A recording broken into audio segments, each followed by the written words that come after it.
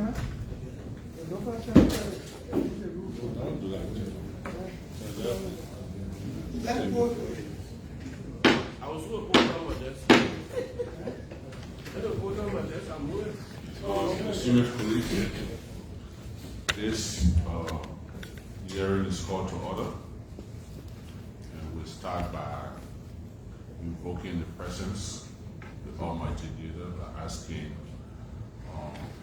for prayer. Senator Dawes, please lead us in prayer. Yes, I don't. May we pray.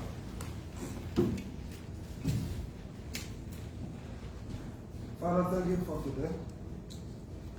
We pray for grace and courage, wisdom, boldness to do our work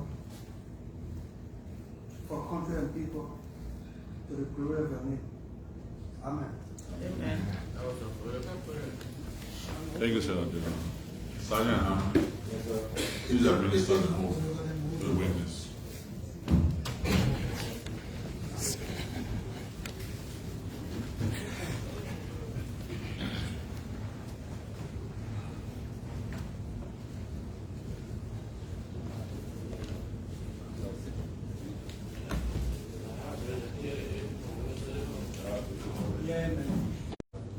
Swearing God.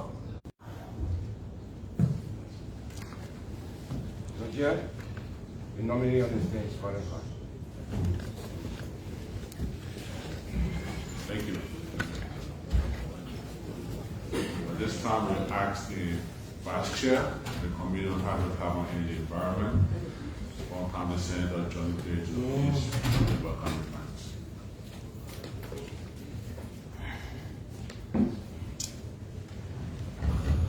Good afternoon to all. Today is the confirmation hearing of Honorable Fabian M. Lai, President, CEO, nominee, Destiny National Oil Company of Liberia, NOCAL. Today we all gather here to consider Mr. Lai's qualification, experience, and vision for our oil sector. Once again, I say you are welcome. Thank you. Thank you, Mr. Vice Chair. We'll do self-introduction of members of the committee, of our senators present, and then from there we'll proceed to listen to the presentation of the President's CEO Designate of the National Oil Company of Liberia. We'll start with our green left. Thank you, Honorable Chair and members of this committee.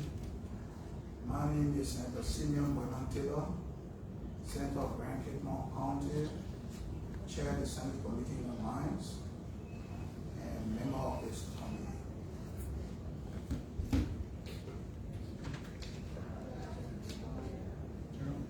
I'm Abraham Darras Dillon.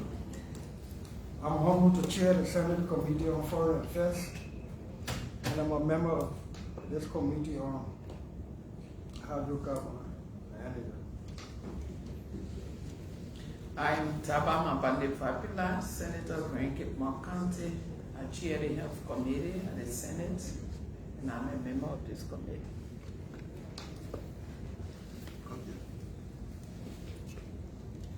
My name is Senator Chiefon Smith from the River States.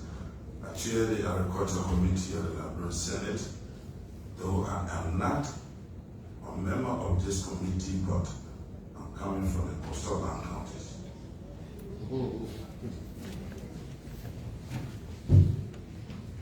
Senator Councilor, Senior Senator of Norfolk County, Chairman Banking and Currency, Co-Chair Judiciary, non-member of this committee.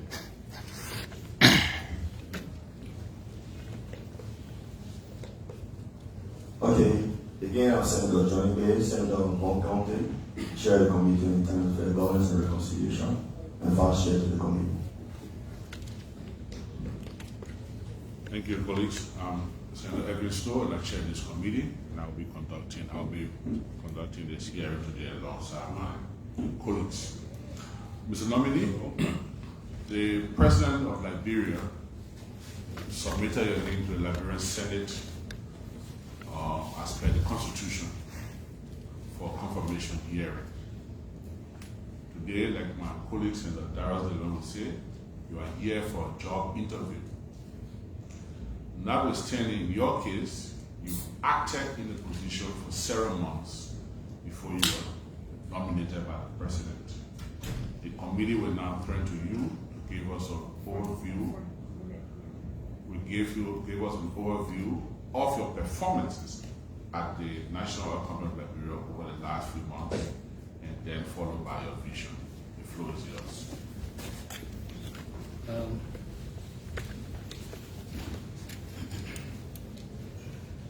Thank you, Honorable Senator. Mr. Chairman, honorable members of this Hydrocarbon, Energy and Environment Committee, I appear before you today with a profound sense of purpose and gratitude. Thank you for convening this critical hearing on our nation's oil and gas future. I'm deeply honored by the confidence placed in me by His Excellency, the President, Joseph Yuma Boakai, Sr. I appear here today not to simply discuss a corporate entity. Rather, I'm here to deliberate on the stewardship of one of Liberia's most significant potential sovereign assets, hydrocarbon. The question before us is not whether we have potential for oil and gas production. Our data confirms that we do. The regional subsurface geology also confirms that we do. The recent discoveries in countries like Cote d'Ivoire, Ghana, Senegal also confirm that we do. The question is whether we possess the strategic clarity, the operational discipline, and the collective will to convert that potential into the next biggest oil discovery in a frontier country in West Africa that will ensure lasting prosperity, energy security, and economic independence for the Liberian people. My answer, honorable senators, is a resolute yes, we do. Over the last 9 months, I've acted as president and CEO of the National Oil Company. We've laid down a foundation as to what we want the National Oil Company to be within the next 5 years. I will go through those visions today, honorable senator, and I will also report to you on our stewardship for the last 9 months.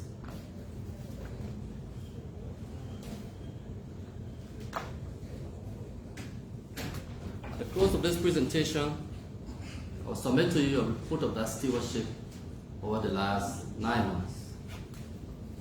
But my core vision today, shall I be confirmed, honorable senator, is to execute a foundational transformation of the National Oil Company into a modern, transparent, and vertically integrated oil and gas company.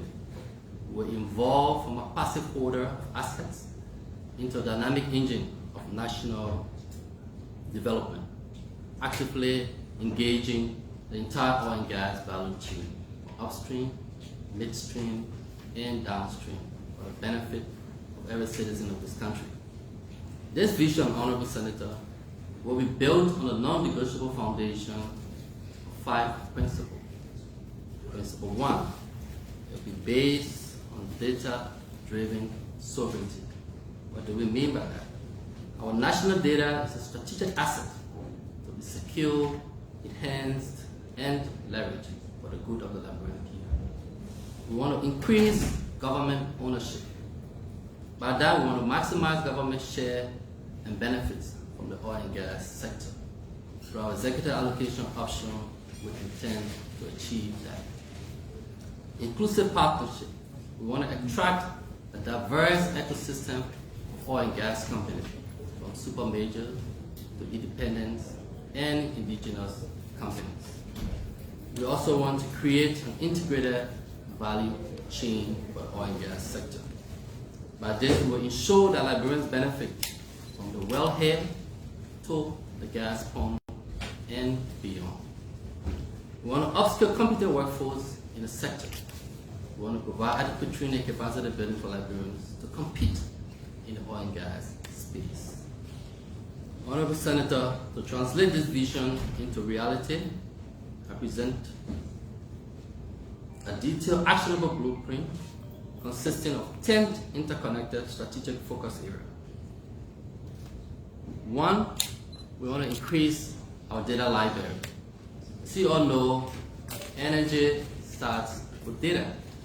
Without data, we cannot drill a well. Without a well, we cannot get to first discovery. Currently, we have 34,000 kilometers of 2D data across our basin. We have 31,000 kilometers of 3D data across our basin, but we still need more data. Ultra deep water, 3,500 to 4,000 meter water depth, we do not have data. Near shore, water depth ranging from 100 to 1,000 kilometer water depth, we do not have data. Onshore, we do not have data. Part of our vision of the National Oil Company is to increase our data access to oil and gas companies. What that will do for us, when you look at North Africa, 90% of the oil and gas that's produced from North Africa come from offshore. So we have credible information that 2 basins within our onshore blocks, the Piso Basin, found within Cape Mountain, and the Gibi and Montserrat Basin, found within Mike Gibi and Montserrat, who have potential for oil and gas. But how do we get it? We need to obtain data. So data security, data acquisition is a big part of what we're trying to do within the next 3 to 5 years.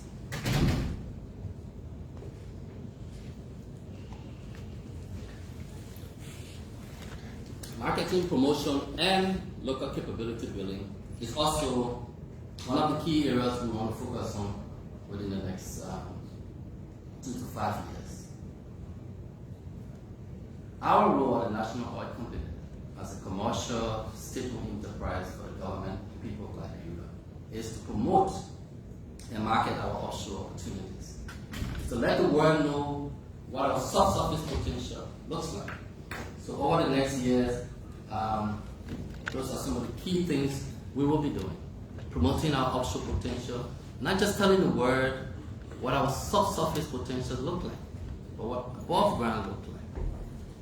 And that includes our fiscal terms. Are they attractive? Are companies willing to come into our basin with the fiscal terms that we currently have? How does our political space look like? With 3 successive elections, we have a political, stable country that is ready to attract companies of different sizes into our country. Over the next years, those are the things we want to be doing. Letting the world know how stable Liberia is, how predictable is our regulatory regime. The passage of the petroleum law in 2014 that has created predictability within the sector. So with our fiscal term, political stability, and the predictability of our regulatory environment, we can assure the senators we will continue to attract different types of companies within our basin. As a core function, those are some of the things we intend to be doing. Capacity building as part of NOCAL's function, that's one of the core activities we intend to engage with. We intend to run a national training and development program that does not just train people for graduate and terminal degree, but for TVET and vocational programs also across the 15 counties of this country. Also, we want to prioritize our exploration activities. And we intend to have a whole government approach, not just the executive. We cannot succeed in the oil and gas sector without all branches of government. In addition to engaging the legislature, we're also engaging the judiciary to get judges trained in arbitration, oil and gas arbitration, in different kinds of activities. But in order to get to first oil, we have to prioritize our exploration. And I usually say we've had several, or we've extracted different kinds of resources in this country, from gold to iron ore to diamond, different kinds of natural resources, to rubber, cocoa, palm oil. We think oil will make the difference, and we think we need a whole government approach. How how do we get there? How do we get to first oil? In the last 15 years, we drilled 10 wells. 2 of those wells were discoveries. But discoveries at the time that were not considered commercial. That's 10 years ago. Technology has improved. There's different ways. That drilling program has become cheaper. Who knows? Those wells could be commercial today. So the question whether we have oil, yes we do. How do we get to the first commercial discovery with a full government approach and within the next Mr. Dominic, 3 to 5 years? are you lecturing us now or you doing a presentation? That's my presentation. Just So you have this, you have it, Yeah, right? yeah, You it's written. present it. or- Yeah, Oh. it's written. All right. So within the next 3 to 5 years, those are the areas we'll be focusing on drilling. In the sector we say drill, baby, drill. We want to drill more wells as we can because that's where we will get the first discovery. That's where we'll get the first oil. Also, we want to focus on government-to-government collaboration. And the reason why we think this is important, we have countries within the sub-region that have been in oil and gas for 30, 40 years. Nigeria has been around for 7 years. Cote d'Ivoire has been drilling and producing oil for 7 years. Ghana also, in the last 20 years, has been a big oil player. Morocco also has big infrastructure within the oil and gas sector.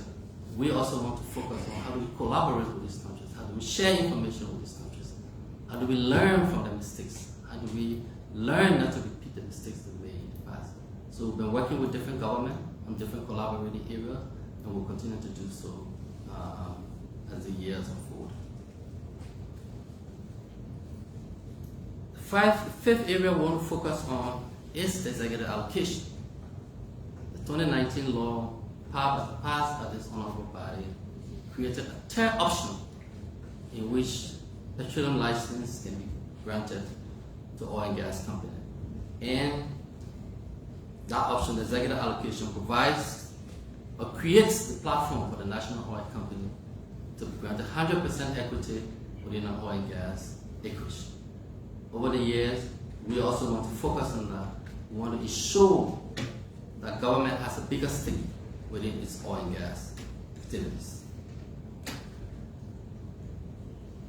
6, we want to expand our downstream activities.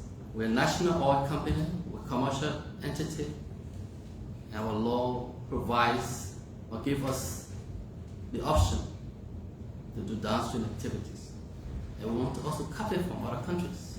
You go to Cote d'Ivoire, PetroC, you go to Nigeria, NNPC, you go to Brazil, Petrobras. They've built an integrated national oil company where in addition to exploration, they're doing midstream transportation and they're also doing downstream, bulk sale, wholesale of petroleum resources to the country.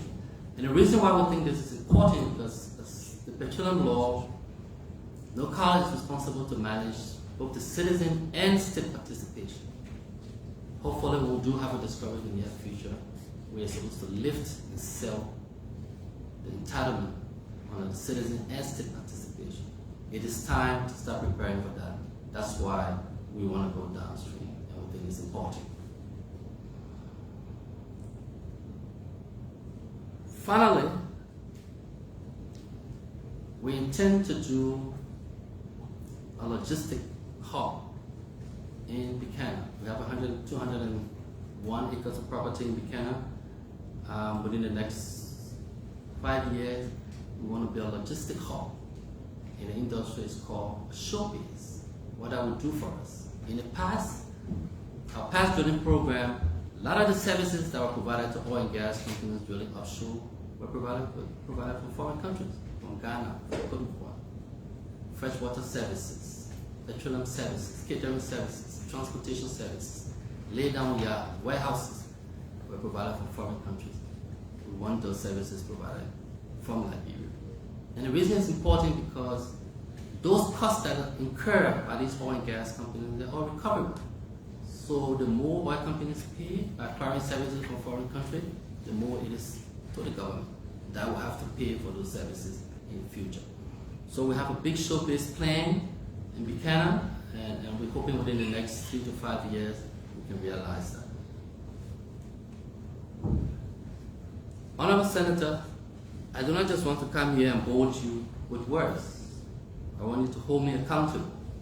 Therefore, I present to you my clear commitment for the coming years. For the first 6 months to 1 year, I want to modernize our data library and initiate our in-country data center. Our new headquarters, hopefully, I intend to host the first data center for Liberia. We want to conduct initial outreach to diverse partners and commence our G2G collaboration. We want to initiate the executive allocation equity framework with the government, executive, and the legislative branch of government. We want to begin downstream feasibility study and planning for pilot storage facility in Buchanan. Year 1 to 2, we want to start our first new PSC under the executive allocation option. We want to enhance and scale capacity building program across the 15 counties of Liberia. We want to secure designs approval for the logistic hub and begin storage capacity expansion. We want to scale up the downstream network and achieve fully integrated oil and gas operations. We want to intensify international marketing campaigns and stakeholders engagement. Year 3 and beyond, we want to foster ongoing exploration activities leading to multiple commercial discovery for this country. We want to elevate Liberia as a recognized regional logistic hub in West Africa. In conclusion, the National Oil Company of Liberia, Honorable Senator, under my leadership, will act as a transparent and capable steward of our hydrocarbon resources. Our approach is meticulously designed to align with national priorities, focusing squarely on exploration activities, job creation, and enhancing local capacity. Honorable Senator, my message to you here today is that Liberia petroleum future will be built on data, inclusion, and strategic partnerships. I seek your constructive collaboration. It will ensure this committee is a partner in this journey through regular briefings and transparent dialogue with this committee, if I'm confirmed. Together, we can deliver the tangible benefits that the Liberian people rightfully deserve. I'm ready to begin this work if confirmed by this honorable body. Thank you.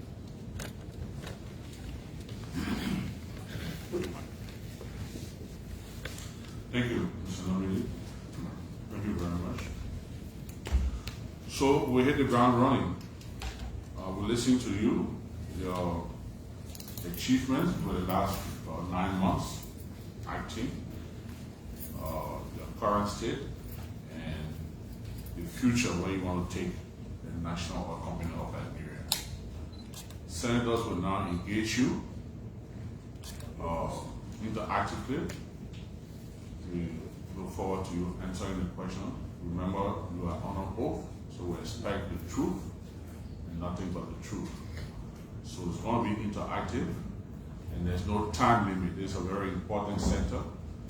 If for any reason we don't finish today, we can have continue this year.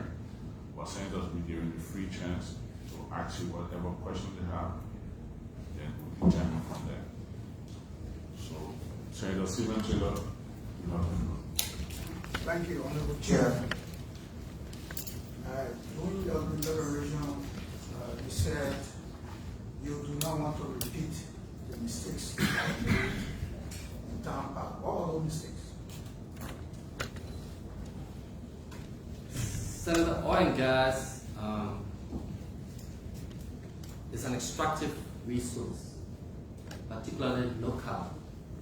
A key part of our revenue comes from data sales. And it's just like we have 2 seasons in Liberia, rainy season and dry season. There are times within the sector that you have huge data sales, like now, where we're promoting exploration activities. So people, in order to make a decision to come into the country, in order to make a decision to drill a well, will have to acquire data. So you have huge revenue coming in during that period. You have to anticipate that there will be times that companies will have those data, they won't need them anymore. And then your revenue will drop. That's why diversification of revenue stream within the sector is quite important. And that's why we do not intend to only rely on data sale. We want to expand across the value chain to diversify our revenue stream, to protect the company and its the country and its citizen as we move into the future. Mistake of the lawsuit, right? Am I correct? The mistake was not anticipating that there would be periods where you will not have revenue coming. So you need to be able to diversify your revenue stream. You need to be able to ensure that the current inflow of revenue is protected. So a lot of the activities, activities we're undertaking, the oil infrastructure, investment activities that will continue to give us return to the future at a period where we are unable to sell data. So right now, how many oil blocks do you have in Liberia? We have 33, and the basin is divided into two, the Liberian Basin and the Harbour Basin. Block 1 to 24 falls within the Liberian Basin, 25 to 33 in the Harbour Basin. You brought two companies before the Liberian Senate for ratification, and each of those companies were given 4 oil wells. Four blocks, right? Yeah. Am I correct? Yes, correct, Senator. Did you vet them keenly? Are they able to drill the wells that you give them, or you just acquire them to sell them? So Senator, we at the National Oil Company, our job, we focus on the commercial aspect of the business. Our job is to market, promote the basin, and attract the basin to companies. Our sister organization, the Liberia Petroleum Regulatory Authority, is authorized to issue licenses to those companies. As part of their regulatory function, their intent is to they're responsible to pre-qualify all the companies that we bring into the country. So, to answer your question, yes, I'm assuming that our sister organization pre-qualify those companies both for their financial, technical, and legal capabilities. What were the aspect used to take the hub you're talking about in the Canada? Take the hub. The training base or the facilities? Or the show base, because Buchanan is a port area, it's less than an hour and 10 minutes drive from the airport.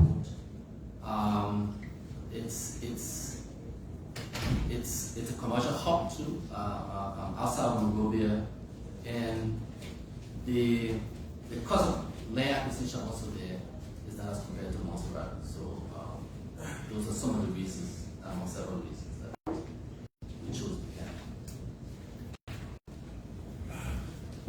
We've very sure that in a few years from now, we'll be mining oil like we have a specific plan to train Liberians to work in that oil industry, because we realize that, like for example, in the mining sectors, we don't find more Liberians, indigenous Liberians, going directly into that sector. So you found a lot of foreigners there and taking the resources while we are complaining.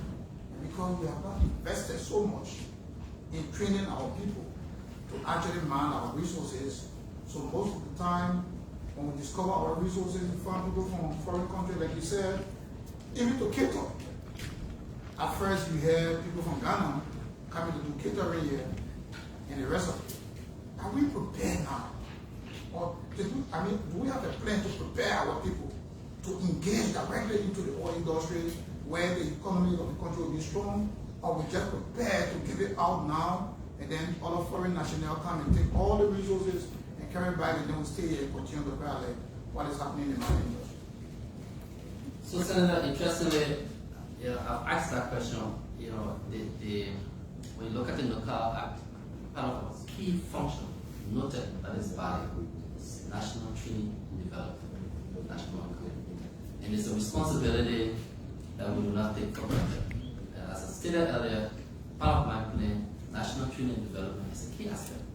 And we're not just training people terminal degrees and graduate programs, we're also coming down with vocational training. Because oil and gas is not the petroleum engineers, the drilling engineers, and the geologists. It's the welders, there's caterers, there's different kinds of people, there's even nurses, there's drivers. So we have to get those people prepared. So when you look in the petroleum agreement that has been submitted to this honorable body, there's a training and development requirement for every oil company that's granted a petroleum sharing agreement to contribute to that training and development fund that's managed by NOCAL and the Ministry of Finance and Development. So we intend to use that fund to be able to fund our national training and development program. But outside of that training, it's also getting our businesses ready for discovery. So what we've been doing is that we've been working with the Liberia Business Association to get Liberian businesses prepared. Oil and gas is not a regular sector. Catering services in the past, I remember, we could not get a Liberian catering company that could provide the quality of catering services that oil and gas require. So what we encourage our Liberian Business Association members is to partner with companies companies that are currently providing services to oil and gas companies, and shadow them, share revenue with them, and learn the business over time. And they've been very receptive to that. So a lot of companies from Ghana, from Nigeria, from Cote d'Ivoire have been making, have been engaging Liberian businesses to get prepared for that.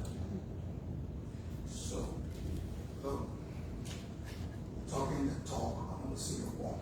Look, I have been around for some time.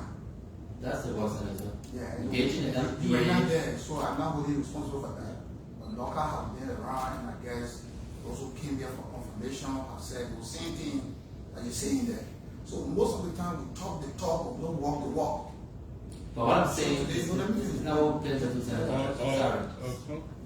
Please, let me finish. Sorry, Senator.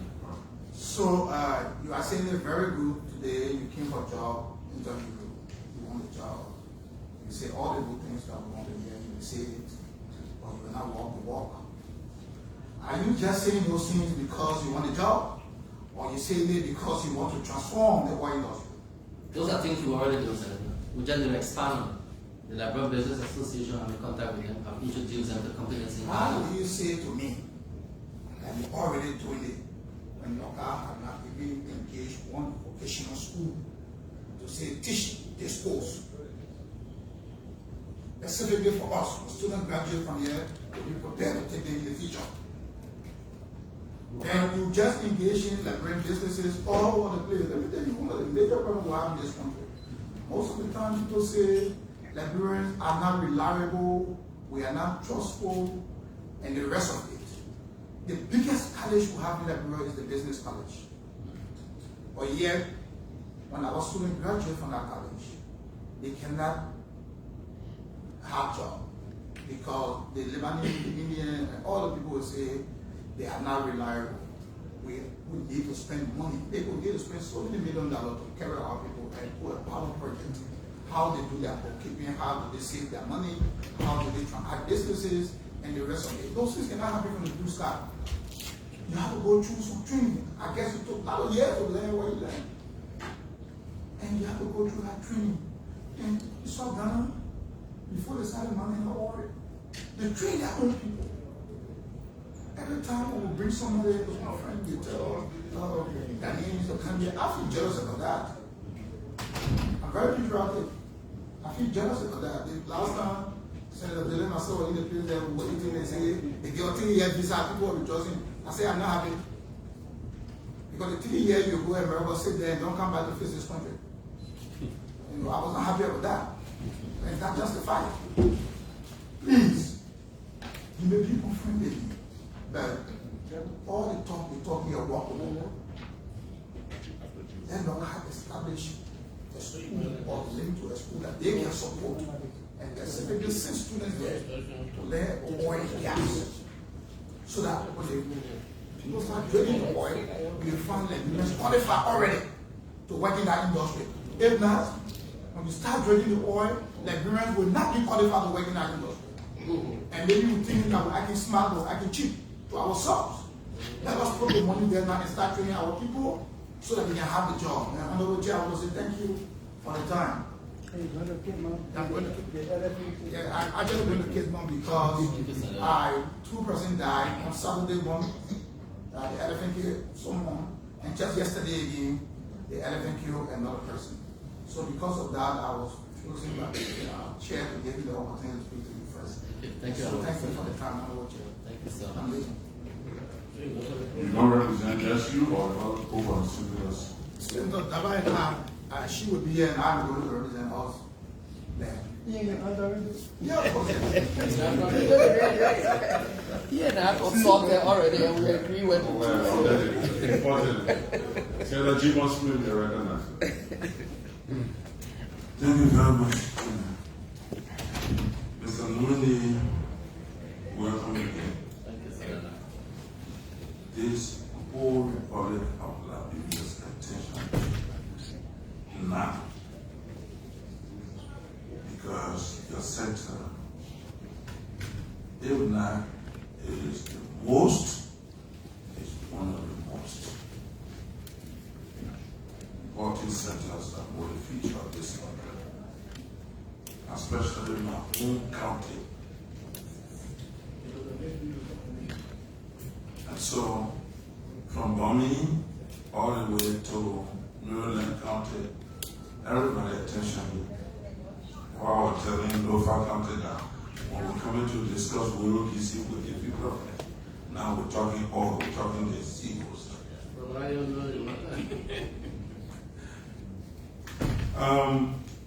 We started a journey nearly 10 years ago. Major Commissioner, the king. Liberians were so excited. At the end of the day, the hope dashed.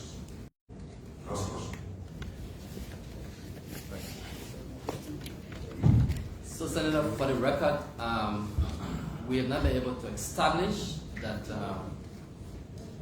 our reservoir is commercially viable. But we've established that there's a working petroleum system. Hydrocarbon exploration in Africa. And this statement was issued by the Africa Energy Council. You agree with it? You agree with that statement? Yes, I agree.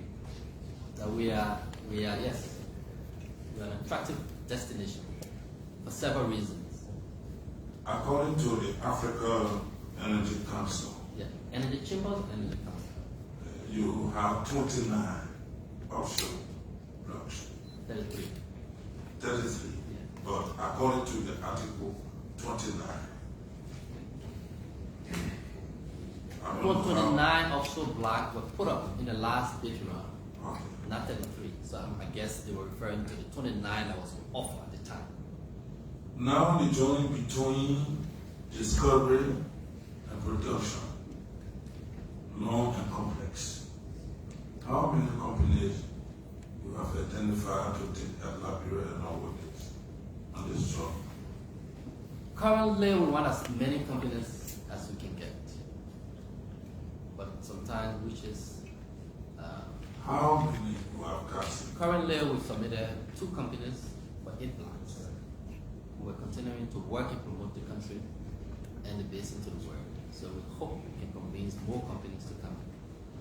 Let's look at the environmental impact of it. Why you have to say that way? Give us a guarantee that we will not be led in vacancy. Now, taking oil from rivers, taking oil from rivers and our people still be hungry. What assurance in terms of citizens from that area benefiting from cleaning, from benefiting from the environmental impact? What the program NOCAL has put in place to address our concerns? So So I'll start with the environmental part of it. The fact that the sector has been separated both for commercial, now a regulatory organization that's responsible to ensure, in addition to the Environmental Protection Agency, that we have the necessary environmental safeguard within the agreement, which I can confirm that there's a whole section in the Federal Agreement on environmental safeguard for oil and gas companies. So I can say we have good protection there. How does the counties and people benefit? From our end, there's different ways to benefit. Training development is a big part. I've spoken about that. And it's no longer going to be a Monterado training development program. Our recent CSR scholarship program included all 15 counties. We have students even as far as Liberia that was able to be awarded part of that scholarship. We can expand that. When you look in the PSC, also there's a big contribution for social welfare, and then those contributions go towards social welfare activities within the country. And a lot of the revenue that comes from these petroleum agreements goes to the consolidated fund that the legislature has the power to allocate to priorities in the country. Chairman?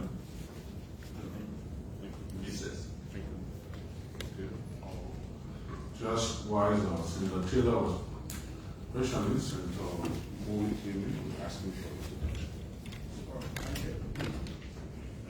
Thank you. Mr. Chairman, Madam Senator Prince K. Mori of Bond County, Senate Standing Committee Chair on Ways.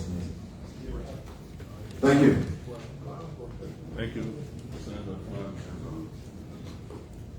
Senator Nyantua Jr., ranking member of this committee.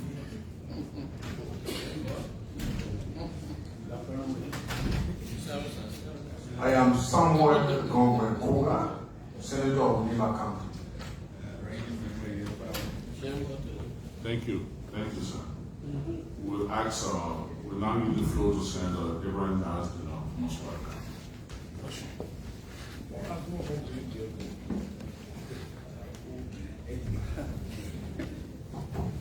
Thank you, Mr. Chair. Mr. Nominee, good afternoon, sir. How long have you been acting as CEO, as CEO at NOCAL? March to present. How many months? 8 months. 8 months. Have you declared your asset? Yes, sir. Good. What's your monthly income? Cross on that, sir. $5,307. Monthly income. What's your monthly income? That's my monthly income. $5,307. I asked you 4 times. I'm going to remind you on or off. Yeah, What's your monthly income? $5,307. That's $7 change, $9, $10 sometimes, depending on exchange. You're talking gross or net? That's net. So that's not your monthly income. That's what I said. When somebody asks you what's your monthly income, you don't get it net. You get the gross. So is that net or gross? It's net. Net? So what's the gross? That's $7,400. You think it's okay? I think so. One minute. You want to talk about just the salary or the benefits? Yeah, I mean monthly income. That was. So you might want to ask him that question again. I think he just talking about salary. The salary benefits. Yeah? The salary benefits. And benefits. Benefits, yeah. Well, you answered the question on the oath. Back it up. You definitely. You don't even know where.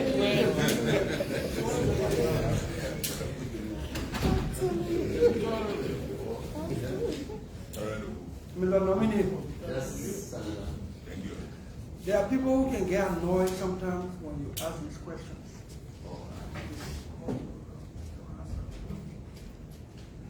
I will not shy away from asking this question.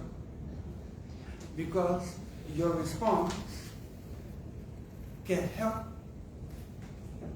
to dispel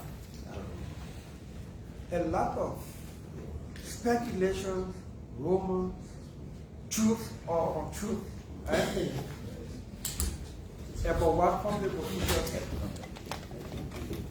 So you are all record on an oath that the gross income, salary, and benefits, the CEO of NOCAL is 7,000. Including housing allowance. You are not a nominee.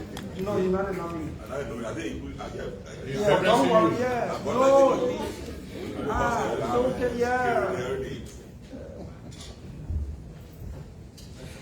The nominee understands salary and benefits and income, right? Yes, Senator. Okay. So we clear that everything monthly is gross, net 5,000. 5,370. So NOCAL CEO and people are not making 15,000, 20,000. No, we're not. If we find it out, then Yeah.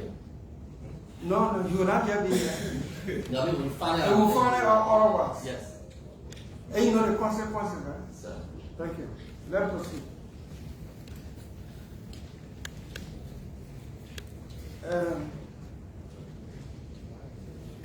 What is the 5% equity shares for Liberian citizens at the sale of oil, lease of oil?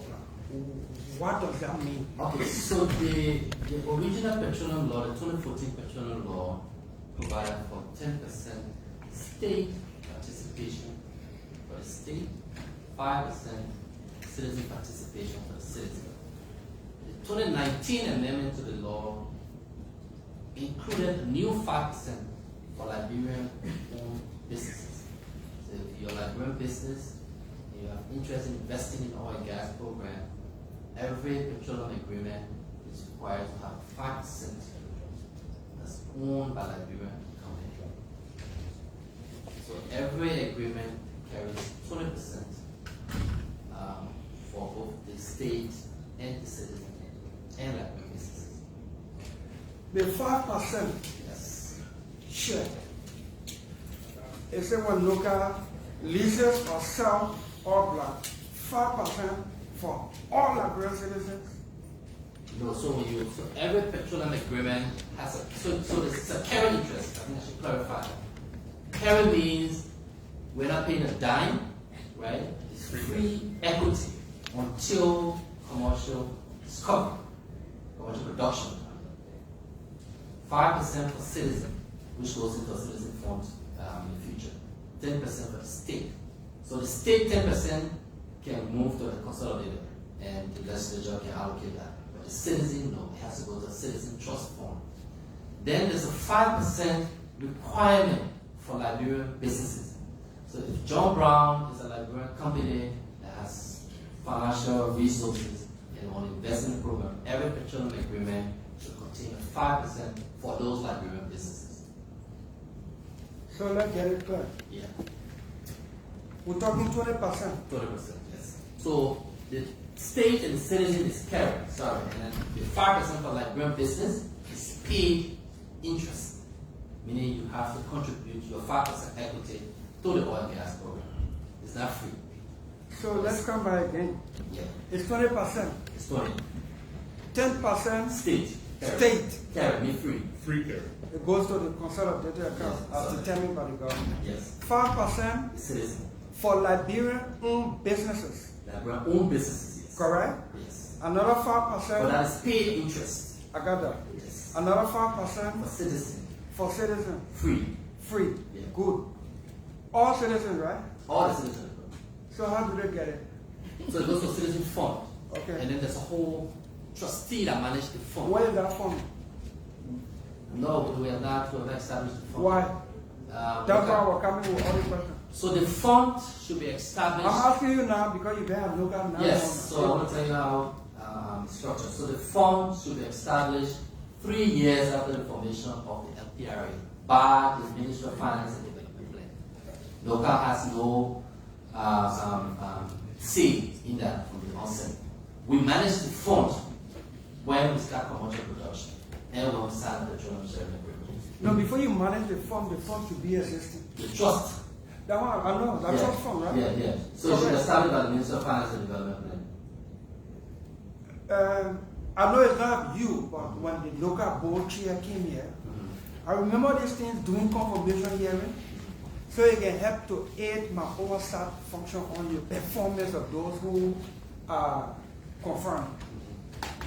During the confirmation hearing of the local board chair, Councillor Gloria Scott, I asked her about this very issue. And she said within 3 months, that fund will have been established, or the draft will have been submitted to the legislature for us to act upon it. She's been confirmed, Mr. Chair, how long now? More than 4 months, 4 months. I mean, I won't want to. No, so I'm not faulting you. Yeah, I was assuming she was Hold on, policy. don't assume. That's how we are working I out. don't want assumption. Okay. I'm not faulting you for her action or inaction. I'm bringing this out that should I confirm you, this is one key thing I want us to ensure that we'll follow to implement. Especially so that we are selling or leasing all blocks, the potential for the future discovery of commercial oil quantity. That fund should already be established because we don't want to reach that point and then say we can get a share or a benefit because there is no fund established. Okay? So do you commit that should you get my vote that you're going to make that a priority and what time frame? Question. So we don't have the Minister of Finance has the responsibility to establish the fund. Internally, what we're trying to do is to work out a policy on how to manage the fund. But the trust is established by the Minister of Finance. So when you look at 36, NOCAL has a role to play there. The fund has to be, you're referring to the trust, it has to be established by the Minister of Finance. In coordination with NOCAL. So you want to give him a vote? Let's ensure that this is done. So I don't know read the law. Please so do. it includes, so it says no later than 3 years from the transfer completion date. That's when LPR is established. The Minister of Finance and Development Planning shall, in consultation with LRA, the authority, and all relevant ministries. Who's the authority? LPRA, the regulator. Okay. Prepare and submit to the President. And the President shall then submit to the legislature a draft bill for an act implementing the Citizen Participation Fund. So until that is done, we can as local, we can take it. You can make effort to ensure. But we can coordinate with them to be able to ensure yes. Okay. So that's something we can do. And the fact that the Minister of Finance is on our board, that will also make that easy, that coordination. So you're committing to push it Yeah, I can. as part of your delivery. Yeah. Please take note of that. Yeah. Mr. Nominee, did you work at LPRA before? Yes, and In what role? Chief Financial Officer.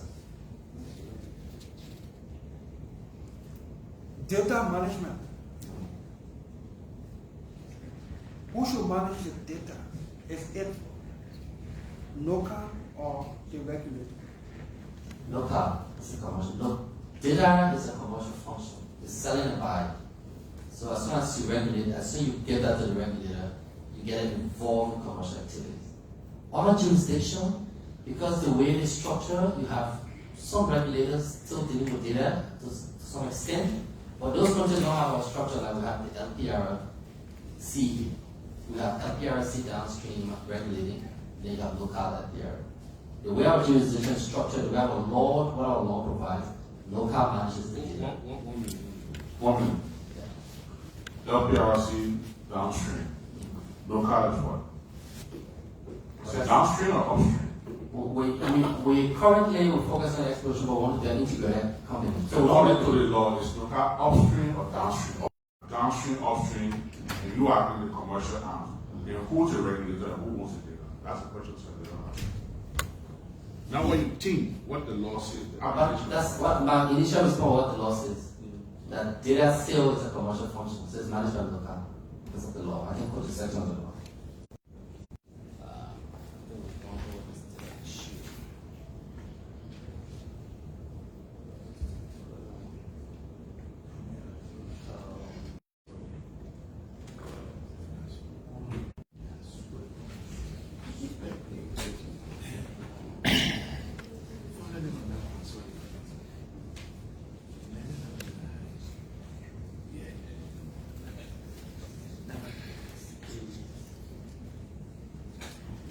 So when you look at the NOCAL Act creating NOCAL, section 7F, it reads, managing data obtained pursuant to such licenses, making such data available to the authority.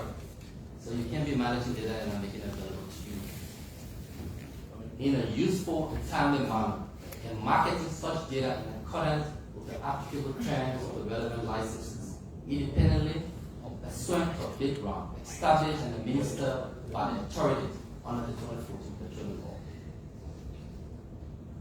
Mr. NOCAL Nominee, Act 7F. Mr. Nominee, Yes.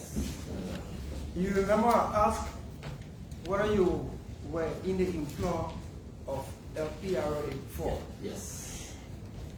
You made this argument that LPRA should possess or be the manager of the data. I did not say that. At the time, what we're asking local to do was to share revenue with us, to actually contribute to the background process.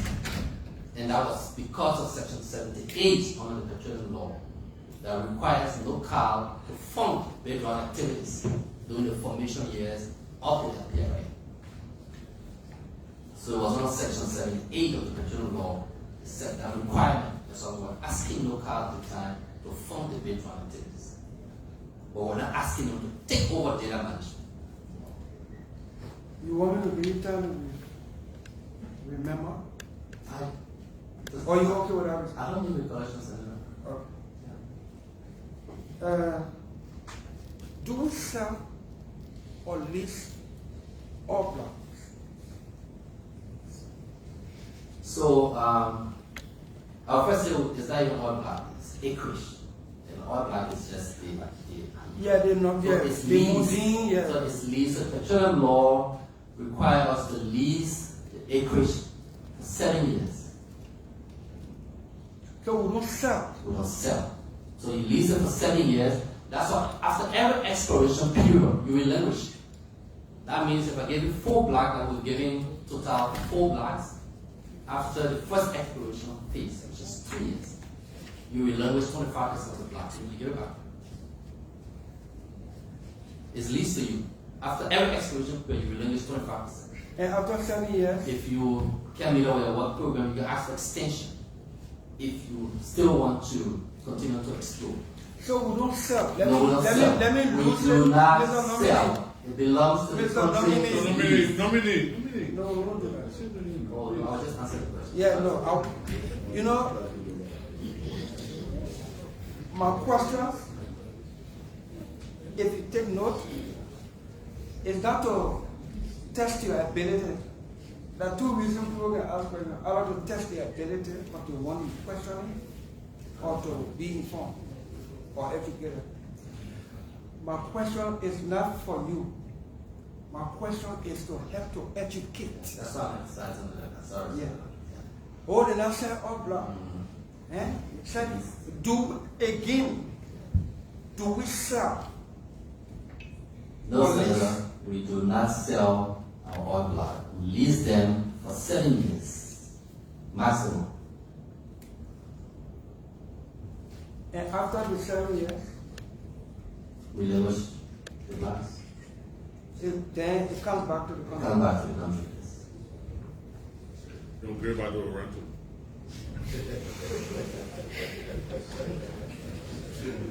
Mr. Nominee, my last question. What is NOCAL's knowledge of participation with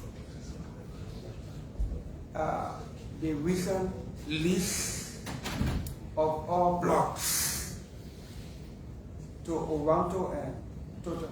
Questions. NOCAL's knowledge of and participation, the list of these all blocks. So to Oranto and Toto. So NOCAL is the marketing agent. So our job is to go and promote and be able to be as persuasive as we can to all companies to express interest and come and take our line.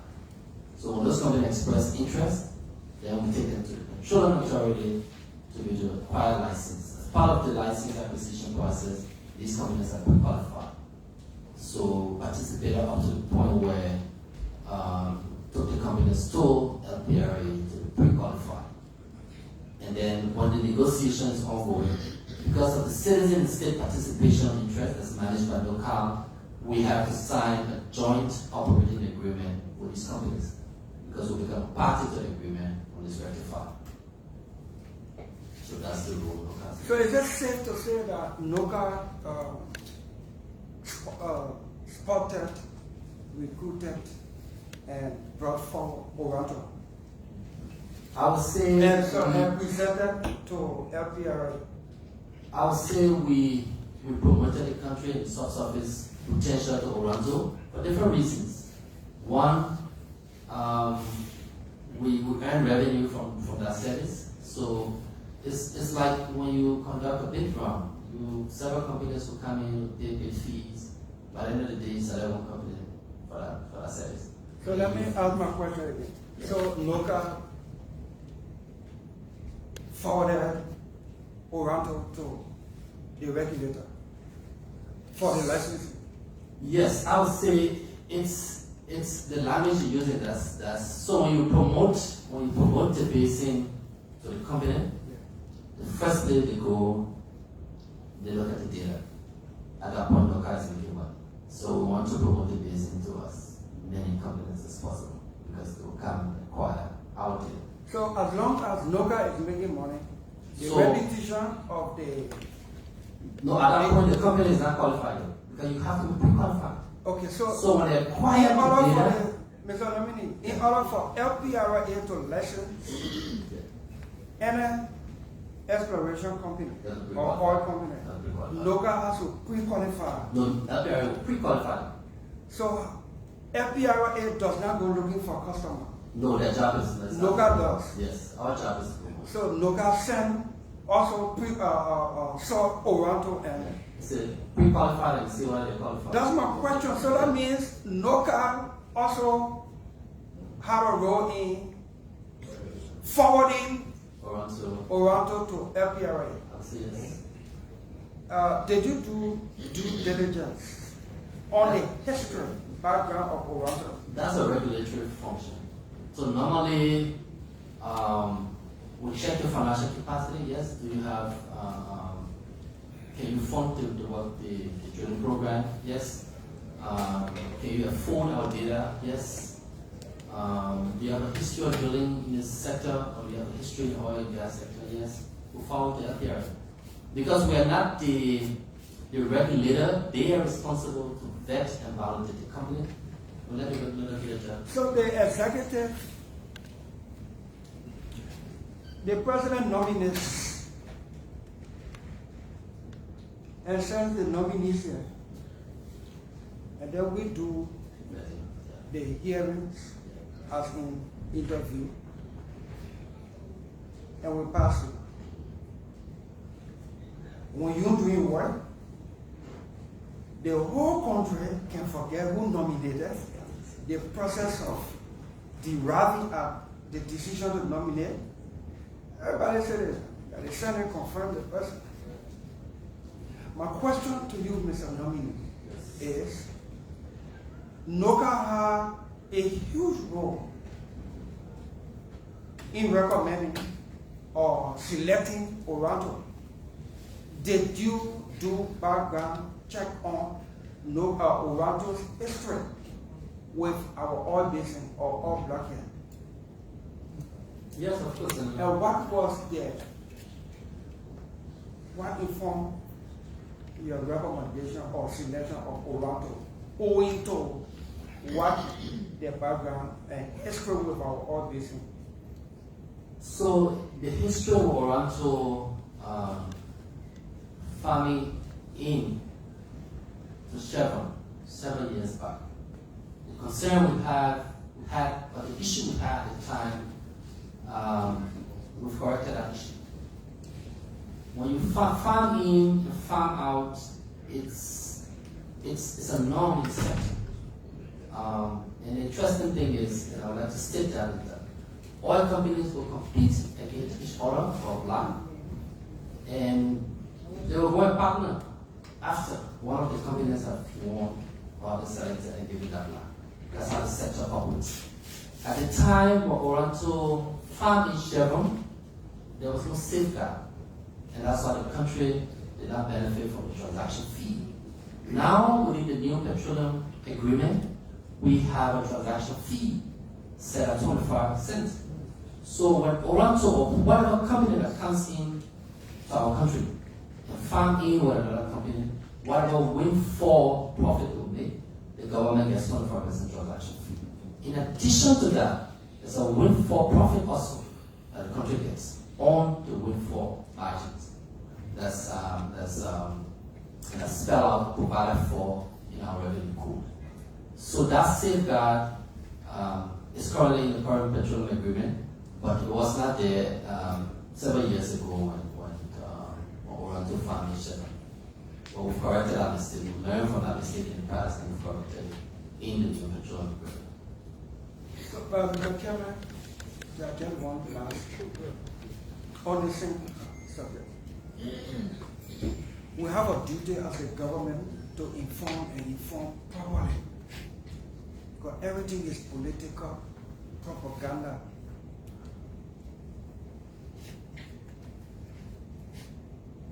We have certain knowledge.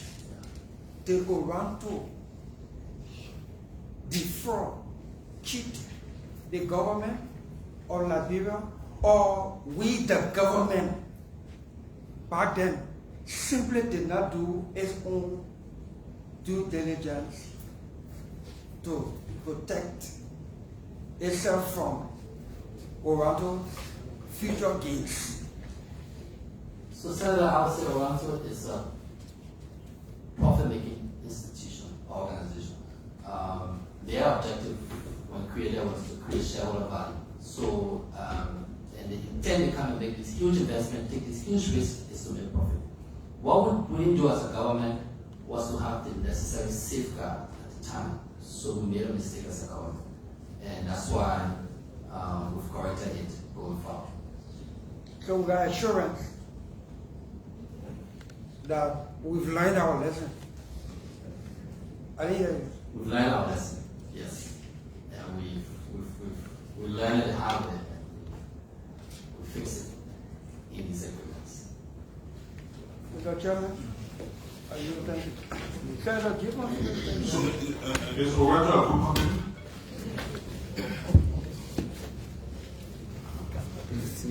Yes, they are, Senator. No, I don't want to follow. You want to follow up? Please, brother. Sorry. Before Senator Smith, why Senator did not question you, or the member of the committee came, he's our ask introduction. My name is Bill Dwellhead. I represent the interests of the people in this chamber. Thank you. Thank you, Senator. Yes, two things. One, follow up. Is that the same Oranto company that can come back? Yeah. Over. Where to be present. Secondly, Senator did not ask a question here. You answer it to the best of your knowledge.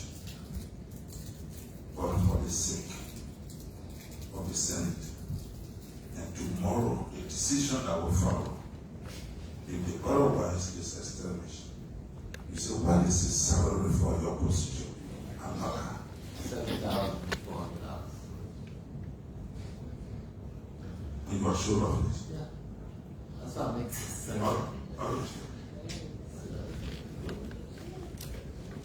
Senator Child, Norfolk County. Let me start with, yeah, let me start from elementary to high school question. I look at your curriculum vita. I do not see a power data. Is there any reason? Power data means my Personal data, age, place of birth. yeah, date of birth. I don't want to ask whether you're a Liberian. And that would have been some hint. Are you a Liberian? We don't go there. I was born in Balatoi. So if you, Excuse me. Are you a Liberian? I am senator Okay, from Balatoi, County. the person that would have said that. Sorry. Okay. Now, I'm seeing something from the question and answer. I see something what we call avoidance, admission and avoidance. The information provided for you not doing due diligence was shifted to the regulator. But you're not just going to pick in the bag and send it to the regulator. You have your own level of due diligence, which will be enhanced by the regulator. So does that pose additional risk to your selection without due diligence? And is there not, why the calculator risk? Because you have a strong background in risk study. So what is the risk imposed for not having due diligence on this company you pick and just send to the regulator? What's the calculator risk? Senator, we do due diligence. We don't pre-qualify. It's a regulatory function. So there are three key areas we look at when we're talking to a company. Do we have the technical capacity? Do we have the financial capacity? Do we have the legal capacity? So you have to be able to complete checklist of requirement before we move into the regulator. That pre-qualifies the company. So they perform the final due diligence before they issue your license. So we don't just pick a company up, not knowing what the company is, not knowing the history, what the legal issues, whether they don't have financial capacity, and then we move into the regulator. We do at a different level. The LPRA does it at the final level. Okay, we will come to that. Well, you started off very beautifully by saying that by giving assurances of we being ready or we having the potential for oil. But I see you raising a lot of points about data collection. Please reconcile and clarify. No, we say we want to increase our data library. We want more data. We want data onshore. We don't have. We want data near shore. So we stay on the coastline, 15 kilometers into the ocean, we don't have data. We want data around that level. That's 500 meter, 200 meter water depth. We don't have data there. So when companies want to drill well in those areas right now, they can. Ultra deep, 3,500 water depth, we do not also have data. So we want to acquire additional data that will encourage more companies in, that will encourage more drilling, and will shorten the timeline in which companies drill. That's what I meant. So what data are you selling? We have data, current data, we have enough. So we have 2Ds, 34,000 kilometers of 2Ds from Cape Mount to Maryland. We have 31,000 kilometers of 3Ds data, but they do not cover near shore and ultra deep and onshore. So there are areas we're still lacking data. So we want to acquire more data. And part of the reason we want to acquire data, Senator, near shore, a lot of the small companies cannot do deep water. They are not the majors. The super majors are 6 companies in the world. So we want to encourage, we want different kinds of companies to come in. So Is Toronto one of the super majors? No, they're not. But you get deep water. They are independent companies. The independents can So do you get deep water. deep water. The independents can do deep water. So can they do deep water? Yeah, Do Murphy they have Oil, history of yes. doing? Sorry, sir. Do they have history of doing deep water? Yes, they do. All right. Please furnish us with that history. Venezuela, yeah. Okay, so you also talk about the need to have manpower training.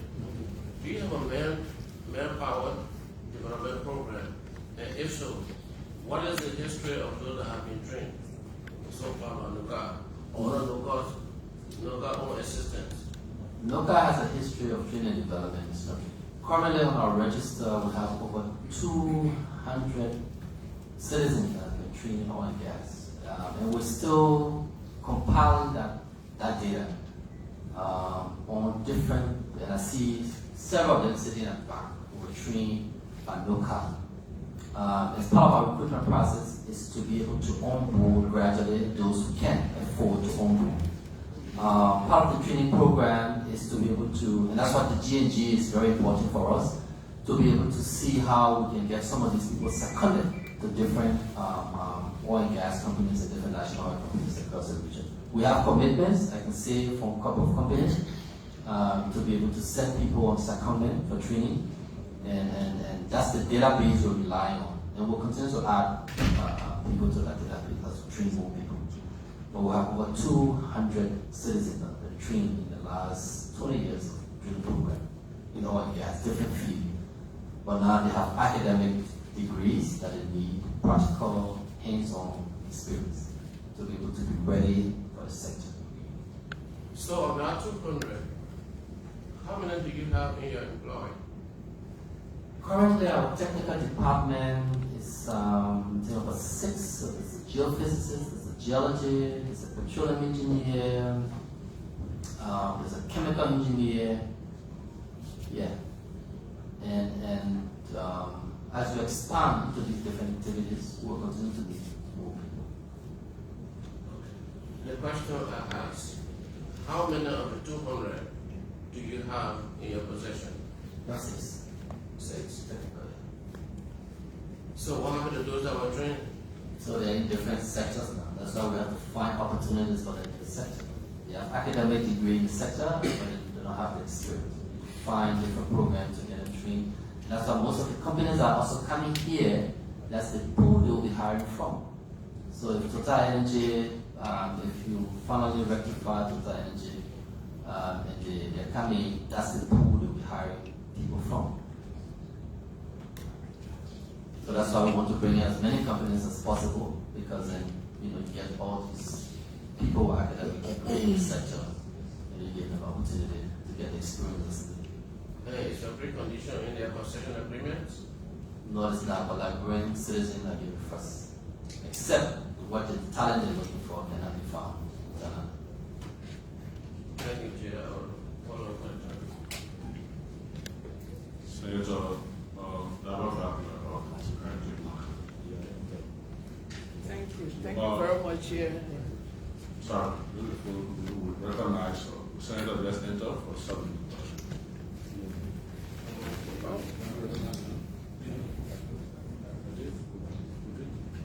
A pleasant good afternoon to all. My name is Jonathan Borchas Sobe, and I represent the people of Liberia County. The chair, I will speak to that training program as it relates to me when I get to my turn to talk. Thank you. Since you are former employee of the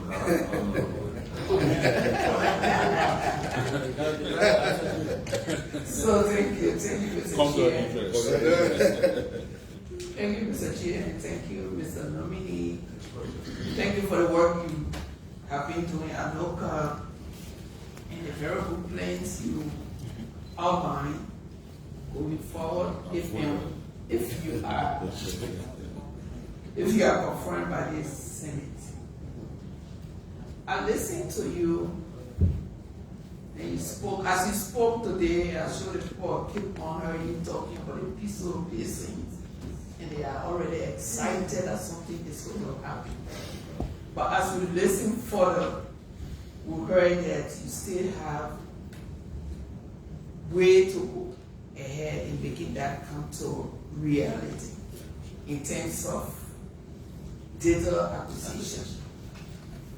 So leaving from this hearing, Kim continues to be calling and asking, oh, Mark, about when can you tell us what the prospects and how long do they have to wait to ensure that something starts to happen in that basin and other basins across the country?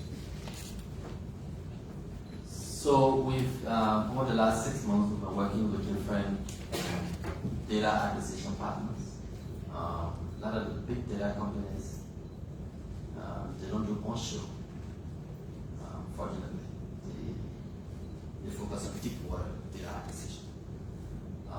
But fortunately, we've been able to find companies that are willing to do onshore data acquisition. We're waiting the authority, so LPRA has to grant us the license, the license to acquire this data. So hopefully within the coming weeks, we will get that approval. That will give us the authorization to sign up for companies that we've selected, or we think we can work with the requirement data. And it will take between 6 to 9 months to be able to acquire the necessary data. Also, data acquisition is quite tricky. But we have high hopes for what we're seeing. Geological study is showing us that there's high hope for that basin. And because it's onshore, it's also cheaper. So there's more companies that can do onshore exploration than offshore. So we'll continue to work with the authority to give us the permit that we need to be able to move ahead on that project. Thank you. And just to piggyback on the issue of training, this is a serious area that we really need to focus on, and I already talking about the TVET training, which is necessary because we have degrees. Recently, in our effort to dive into the issue of work permit, we saw a report displayed here that showed hundreds of engineers in mining and other areas that have been issued work permit, which tells us that they are expatriates or they come from different countries. Whereas we have the University of Liberia and other universities in this country that produce many engineers in mining and other areas. So to train is one thing, to give the opportunity so that they get jobs, especially when the sector is developing and we have companies that are participating is another thing. What plan do you have? Because just now, you told us hearing that you have trained over 200 Liberians, and only 6 are here. They are in other sectors. So be this displacement, in some way, somehow you can even call it not really reaping the benefit of the training that they have acquired. Right? How do you intend to give them this training and use the opportunities we now have in the sector to have them? First thing we want to start, Senator, is to bring in as many companies as we can. Instead of having territory or black option, let's get in as many companies as we can. And that's the mission we have. To be able to bring as many companies to you here to rectify. Those companies are coming in where we can provide different kinds of services, offshore drilling services, just from the camp. Other countries can benefit from that. Drilling ships passing across the West African margin can also benefit from. What I would do, take a lot of these. And I can tell you, just acting in this role for the last 8 months, I'm also under pressure from that list. Because I know some of them, I know some of the good schools, good programs that they've never had opportunity to be able to use that education. So that's part of it. That's part of it. Thank you very much. And lastly, I want to mention about the establishment of the Citizens Trust Fund. I know that you responded to that well, according to the law. But again, NOCAL is a lead institution when it comes to the oil sector. The Ministry of Finance, yes, the law provides that the Ministry of Finance will have to set up that. But I think the responsibility lies more with NOCAL and the regulator than Ministry of Finance. So I want you to take it as a responsibility. You should drive it. At the end of the day, we set up a Ministry of Finance. But to just read a provision in the law and let it be, it will lie there forever.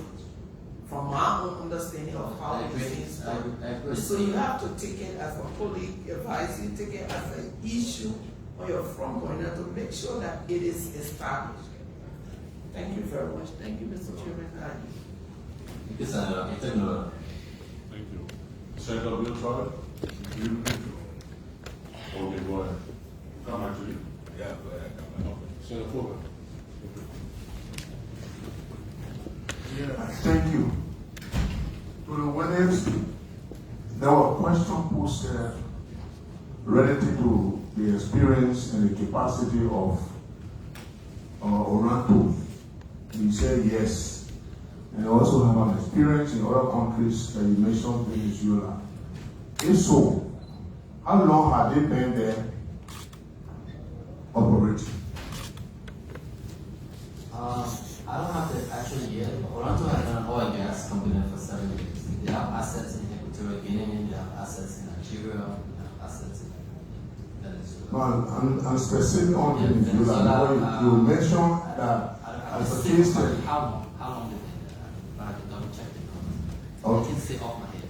For the record, Oranto had 2 concessions in Venezuela. One was signed in 2024, and one was signed in 2025, meaning barely 1.5 years ago. So to compare or to use it as a case study that they had the experience to award them contract in Liberia, that memory is short and they cannot convince us further. More besides, I had a concern. According to your CVs and your explanation in chief, you are served at the NOCAL since 2019. Is it correct? No, Senator. Since 2019. No, I joined NOCAL in 2010, I left in 2015, and I went back in 2024. 2024. Meaning you have had an experience that one could tap on. If so, what have you not done that if they give you the responsibility left for you to do that will improve local sector? In simple words, we want to build an integrated oil and gas company. That's what we didn't do in the past. In the past, we just focused on exploration. So when your exploration funding goes low, you can survive as a company. So now we want to build an integrated company, meaning we want to work across the value chain, upstream, midstream, and downstream activities. There was also some rhetorical question placed to you or posted, but I think if not, if my memory serves me right, would be Honorable Snow, the chair, or that the company in question, Oranto, whether Liberia benefited or they benefited, and in your response, you said that they benefited knowingly, willfully, intentionally. A company that has duped you, that you have a record, because, for instance, in business, while you should have profit required, but it also need faithfulness. The company did something according to you, they benefited out of your ignorance. Yes. Giving you this opportunity at this time to give them the company and the contract. How do you look at it from decency? So, Senator, and I think let me provide a bit of background. You know, when oil and gas it's kind of very complicated sector. Oranto was given X number of blocks. Oranto found an opportunity to bring in another company and make a profit off that company. And they brought in a super major. That's how Chevron came into Liberia. Chevron came into Liberia, the work program that was given Oranto, Chevron continued the work program. Oranto was still a party to the agreement, but Chevron became the operator. And these oil and gas programs that you see, there's several, and I just stated here all the super majors will compete against each other, and then one of them will win the block, and then they will all out. Because high risk. A single company is not willing to take on that risk. So Oranto farm out equity to Chevron. Come and join me. You're bigger, you have more money, you have more experience. And then Chevron joined Oranto as the operator. Oranto was still part. To farm in, you have to pay me. I've been here, I've invested money, I've taken the risk, you have to pay for that. That's what Chevron paid. That money was not meant for the government, it was meant for Oranto. That's why Chevron paid to Oranto. At the time, if our PSC had a transaction, So Oranto can be again. So Oranto can be again. But why it is? There are another big company that can farm in. Yeah, I worry about that. it's part of the sector. Yeah. Senator. And for us, the more seller you have, the more your product you're selling will go. If my mom is frying donut, then I'm just the only son selling. I mean, everywhere I go, that's the only place to buy Okay, it. so one minute, sir. Look, 1 minute. You ready now? Opening up. Mr. Chairman, I want to follow up. Please. No problem. In order to recommend a company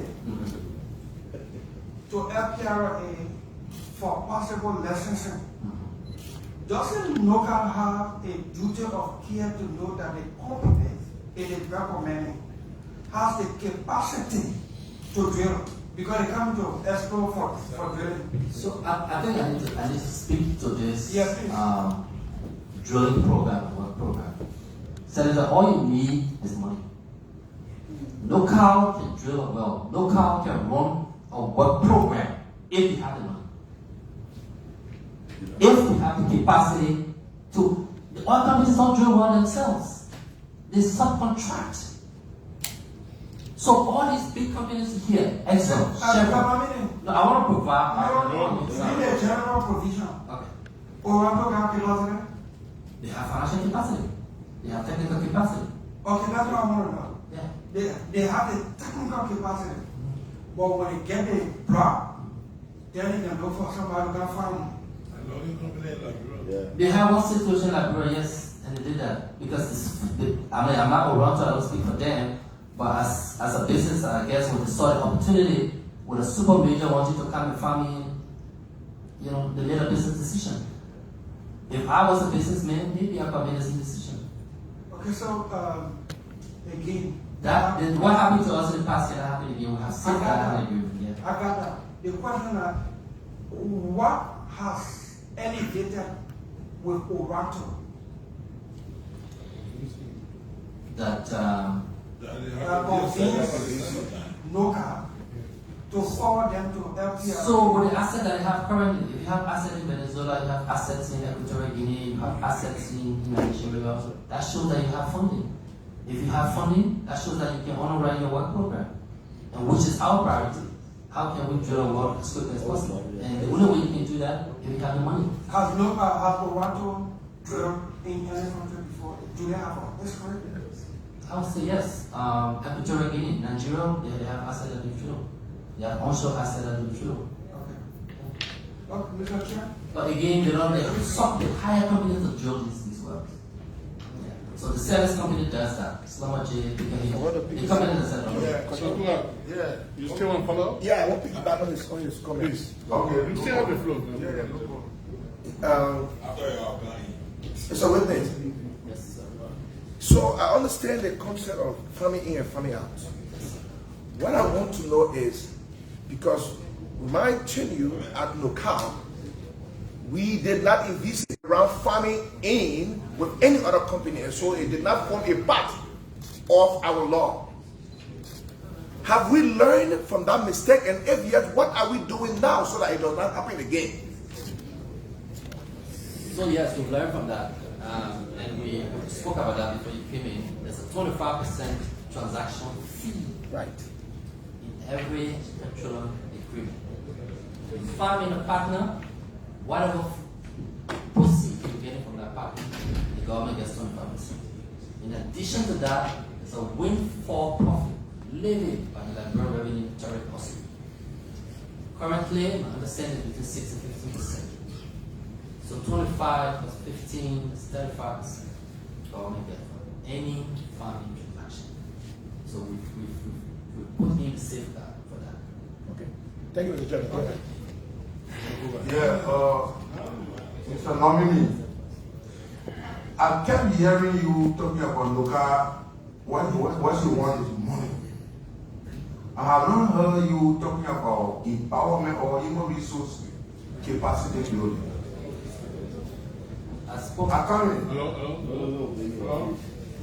Please, please. Human resource capacity building. More often, there are companies that allegedly carry out briefcase business, like in the mining sector.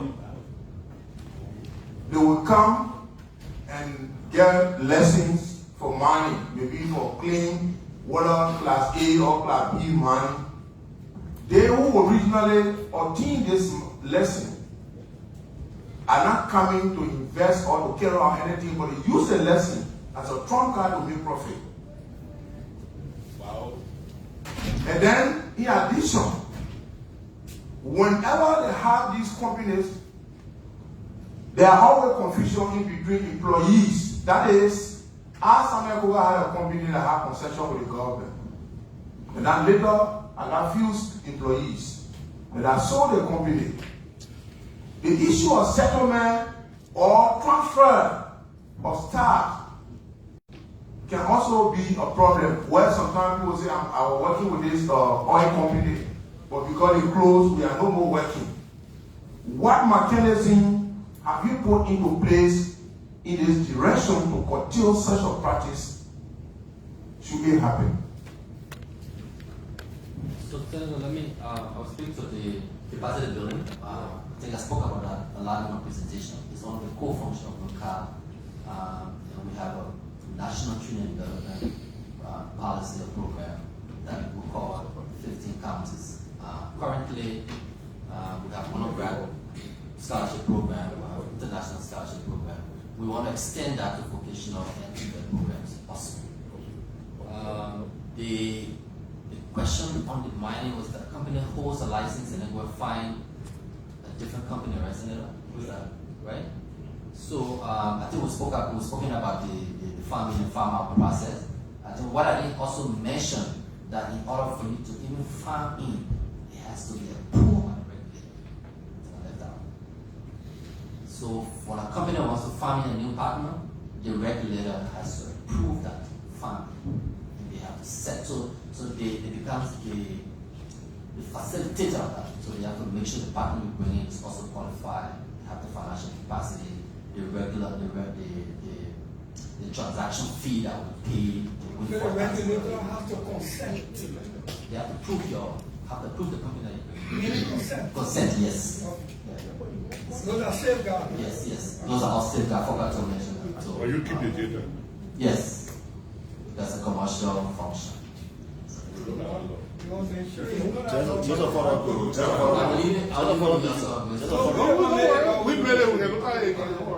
Just a follow-up to Senator Cook. A little follow-up to Senator Cook. Senator, I didn't intend to. A little follow-up to Senator Cook. I told him actually one or two questions when it comes to ham to bag or company business. And people are so like smarty. But this is the thing. We keep talking about Orento. Orento being to Liberia since 2018 to 2008 to 2018, almost 15 years now. 2002, sorry, to 2018. And do you know of any establishment, social corporate responsibility for Orento that have come to this country? So the PSC, the petroleum agreement, has social welfare contribution that the company contributes annually to the government. Okay, and another thing I want to add, are you aware of the Liberians that work along with Orento since the people are on review? No. Do you know their status? No. As to how they have been treated? No, I don't. They need to actually check this about Orento. There are Liberians that work with them since the people have not been taking salaries in one. And that Liberian like waiting to verse and come out to speak against the ills of rental. So they are. Not only that, colleague, Yeah, go ahead. they will also speak to. They will also speak to, and I will usually use the word, the incompetence of NOCAL in spotting, recommending for a certain deal. Because the NOCAL was only looking for the financial aspect. And that's what Oracle has done over the years in terms of social development, commitment to the country, and the status of their employees, what happened to them, then NOCAL did not do a good job. Is it safe to say that? Or to have that warning? I would say, Senator, when a company has a license that we say it's a lease period of 7 years. When your lease expired, you pack up, pay your taxes you're supposed to pay. What I know, Oranto agreement, petroleum agreement that was given to them, they made a contribution and made the required contribution that was provided for them. The social welfare contribution was made, surface winter payment was made, what else? Hydrocarbon development fund contribution was made. The Trillion development fund contribution was also made. Because without that, we can approve, the contract for the next. Including employees. Employees, I would say. Employees. I would say employees. I don't know. You don't know because you did not care to know. Oracle has been here. For them to come back, NOCAL is on obligation, duty of care, to clear up all this backlog. So you were more concerned about social development fund, survey the air fund, but with the startup of the employees they left here Liberia, NOCAL did not care. Correct? I don't think it's that we don't care. The fact that we've never, this is my first time hearing that Toronto high employees pay. I've never heard that. It's something that if we heard that we will, Do you want to care now to? Sure, we will follow up on that. Go for your confirmation report on the floor. We will follow up on that. You want to Listen to the parliament. I said, yeah. before we go to your confirmation We report, will follow on that, Senator. you want to start on the report on that? We will follow on that. It's a regulatory You're not answering me. Yeah. Before we put your confirmation report on the floor, before I sign it as a member of this committee, I want to start a report on the status of the employees from Oranto. The Oranto levy. Okay, we will follow up on that, Senator. No, you are not. We will work with the regulators, we will work with the LPRC. Mr. Nominee. Yes, sir. Mr. Nominee. Yes, sir. I don't know, and yes or no, that's two different things. When someone say I don't know, they are not answering yes or no. They say yes or no. I want a definitive response from you on all them or that. We will follow up on the Oranto employees issue, Senator, and we'll do a report so that. We will hold your confirmation report until you gave us a status report. I will do that, Senator. I will do that, Senator. I'll send a status report on the Oranto employees. Before your confirmation. So 1 minute. 1 minute. Why you can't get a question? 1 minute. No, the one that the committee will determine. Don't worry. They can't determine when you'll be confront. Don't worry. Go ahead, sir. So the vice chair asked you about anything tangible, any visible issue. They will question your process, but they are a cherished fact. So the more they describe us, the more they will affect your process. They want to talk. So he asked you about anything. Is there anything about Oracle that you've done in Liberia that you can tell us about? Like I think Chevron, they were in the Chevron Park. Is there anything you can tell us? So the contracts are structured differently. Chevron's social welfare contribution was managed by Chevron, so they directly made those interventions. The Oranto agreement, the contribution was paid to the government, was paid to the University of Liberia. So the company was not required to do direct intervention. Training and development to the University of Liberia was sent to the University of Liberia Geological Department. Renewable energy contribution was sent to the Renewable Energy Agency. Social welfare contribution was sent to the consolidated. So those payment requirements in the agreement was sent to the relevant institution. Anyway, I think the Oranto thing is just brainstorming. They come in, so we believe that we're looking at the PSU with the So go ahead, Don. Yeah, right. Yeah, okay, thank you. Go ahead.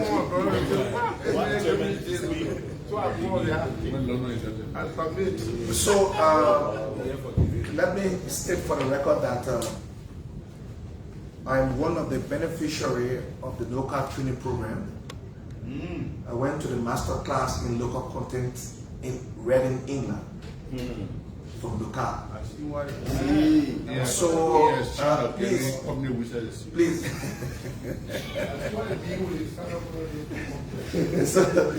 And so I'm aware of most of the things the witness is talking about. But Chief, I'm waiting for the Liberian people at this point, and so I will have to pose some questions to you, especially those ones I don't understand. Oranto operated in Liberia alongside Chevron. Is it Chevron or? Yeah, Chevron. Which means that they acquire blocks before coming to function in Liberia. They are now coming back. My question is, did they relinquish? Hello? Bossman, I may not hold.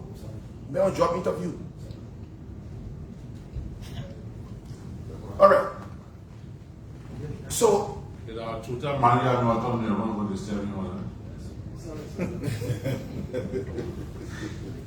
did they acquire additional Sesame survey for the blocks they are occupying now, or are they relying on their first survey purchased? Because I understand as a precondition that in order for any company to come to Liberia to function, you must obtain a Sesame survey from TGS prepared. And if that is true, where are we run to? So, companies will run two bases. So most times, companies would take data across the base to make a determination. And the fact that Oranto was here for over 12 years, they acquire a lot of data across the base. So coming in, they did not acquire new data,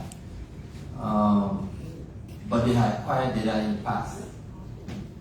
So it depends on what the technical decision is, but they did not acquire new data for the new blocks.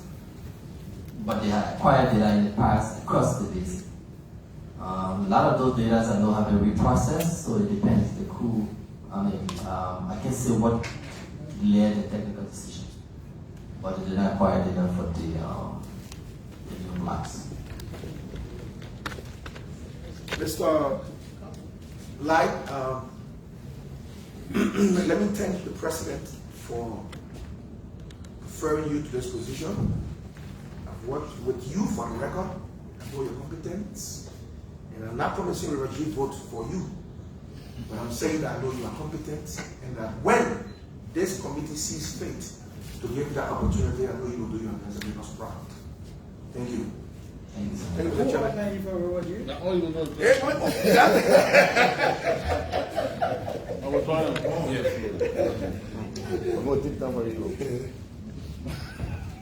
Thank you, Mr. Chairman.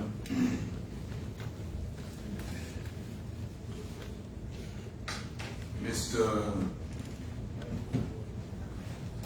President-Designate, congratulations for your preferment.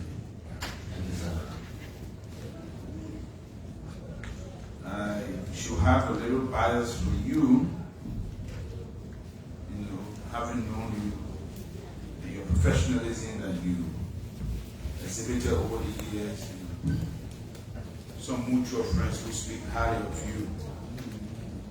My personal interactions with you has proven that you are someone who is well versed within the area that the president has selected you. However, we have a piece of job to do because we do have a responsibility to people who send us here.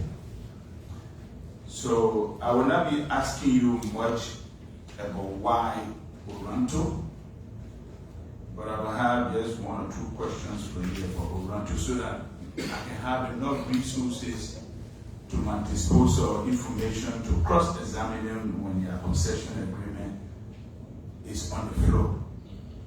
Because some of us already have a scorecard that Oranto has to pass before we can even put pen to paper. Yeah.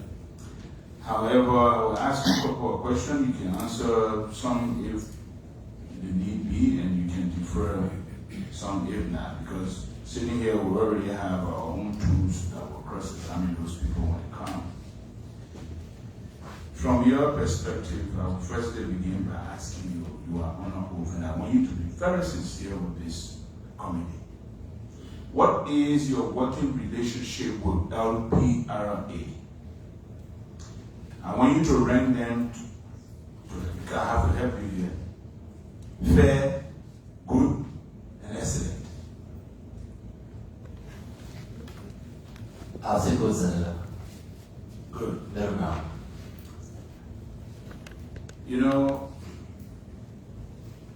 I will ask you again, you are on oath. When the Senator emphasizes that, You know something? thank you. What is, from your own words now, besides my ranking, what is your working relationship like, NOCAL and LPRA? Again, I would say good, Senator. It's not excellent, it's not fair. And because they're the regulator, I don't see a time where it's going to be excellent. Your regulator, you always bother the regulator. When I send a request for permission, reconnaissance permission, indicated to do on show, I want you to respond to me in the next day. And you are not going to do as a regulator. So we will have fights, which is normal in this business. Having said that, Oranto, in your reading of the petroleum law, rules and regulations, do they meet the qualification to drill in Liberia? So, Senator, the first thing we look at in the company, we look for in the company is financial capabilities. Okay. If you have financial capabilities and your technical capability is not what we expect, you can buy them. Because a lot of the services that are provided in the sector are not provided by these oil companies. They hire those services. Okay. Did they meet all of the requirements thereof under the laws to be given oil blocks? Yes, they did. That's what the government awarded them. Take me through the first 5 steps. Because I know I'm hearing this question. What all you need to do, just give me the first 5 to be qualified to be given oil block. So you first make a decision that the subsurface potential of the country attracts you. That means the geology was under. Okay. And then you make a decision on the area you want to focus your attention. That means the blocks you want to take up. And then you express an interest in those blocks to the LPRA. Okay.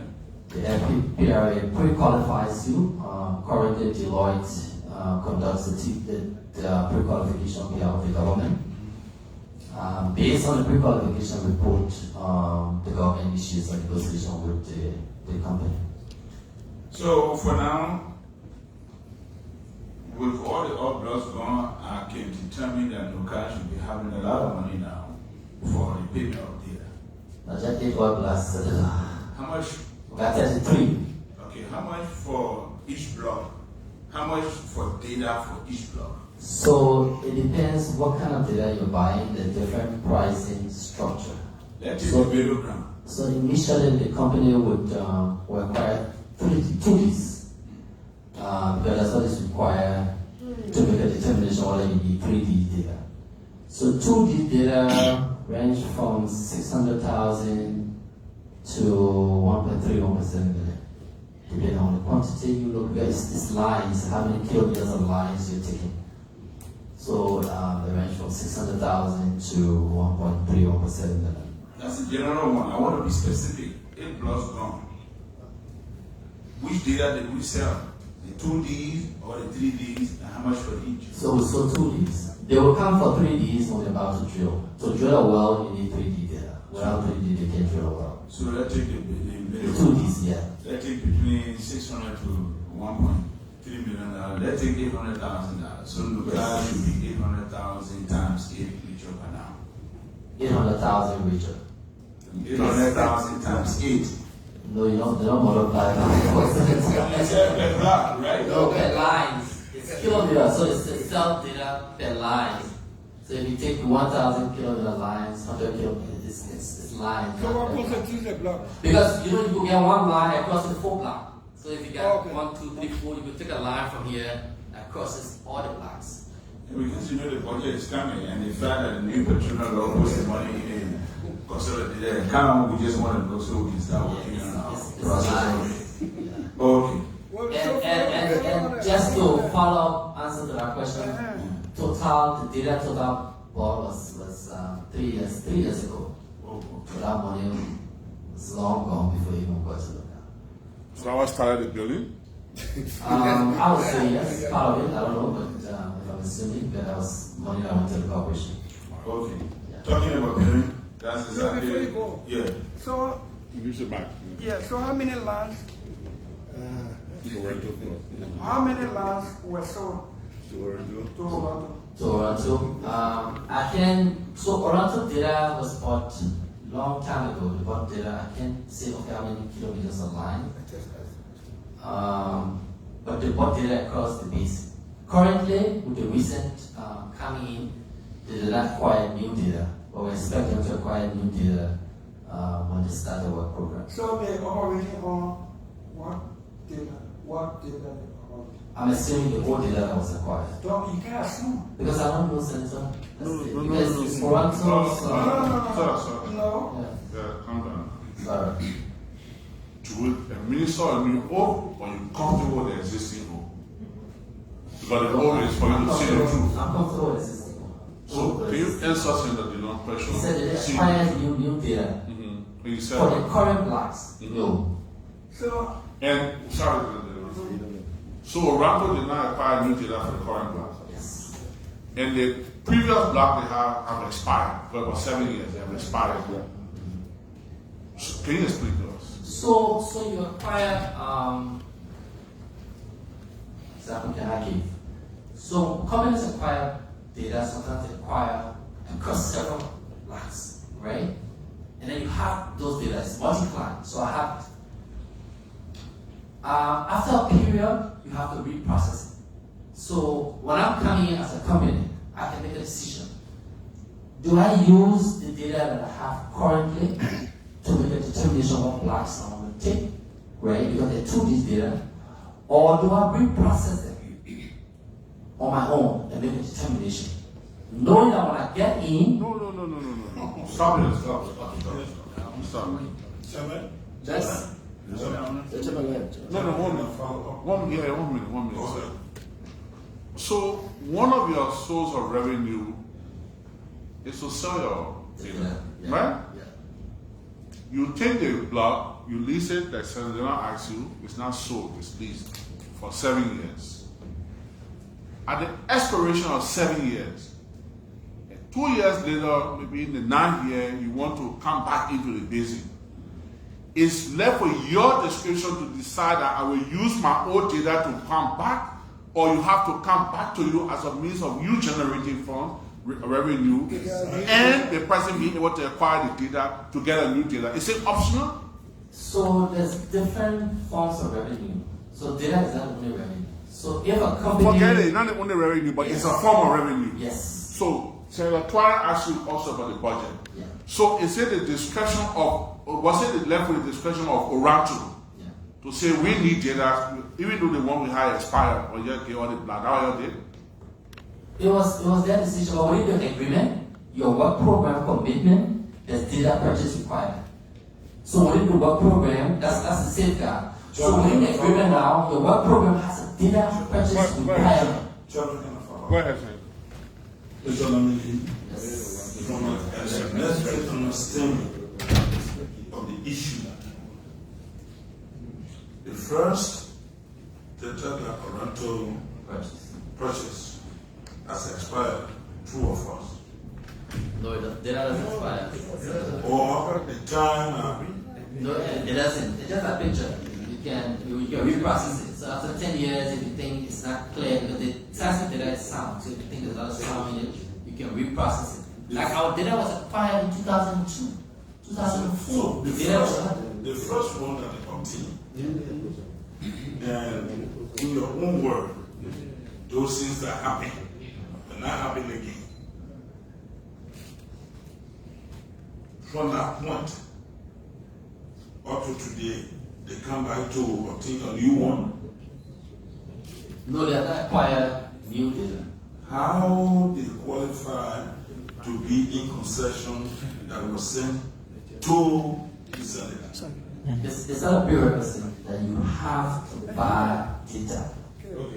But within the work program, it's a mandatory data purchase requirement in the petroleum agreement. I reclaim my time. And you cannot drill a well if you can acquire 3D data. That is even on you. So that data purchase requirement is in the petroleum agreement.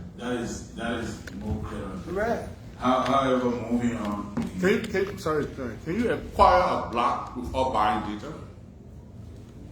Yes, you can. Yeah. Are you sure? If you take a risk. Yes. So you, Senator Butcher, Sorry, Chief. yeah. When you can't tell what maritime, you get quiet your left, well, my way.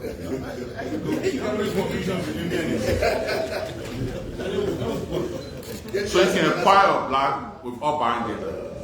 You want to reflect that on the record, right? Yes. Okay. It's your risk. Okay, go ahead. But as part of the petroleum agreement, we need to put in the agreement as a mandatory data requirement for 3D interest. Alright, so there are a lot of questions surrounding that, but because you have a regulator, so we save Those questions for this for the public hearing. I want the record to reflect that, Mr. Chairman, even before we start looking at any ratification process for Oranto deal, LPRA should be brought here, placed on hold for serious public hearing Oh, yeah. on this matter before we even Of course. let the record show that. I will just take you through my very simple question.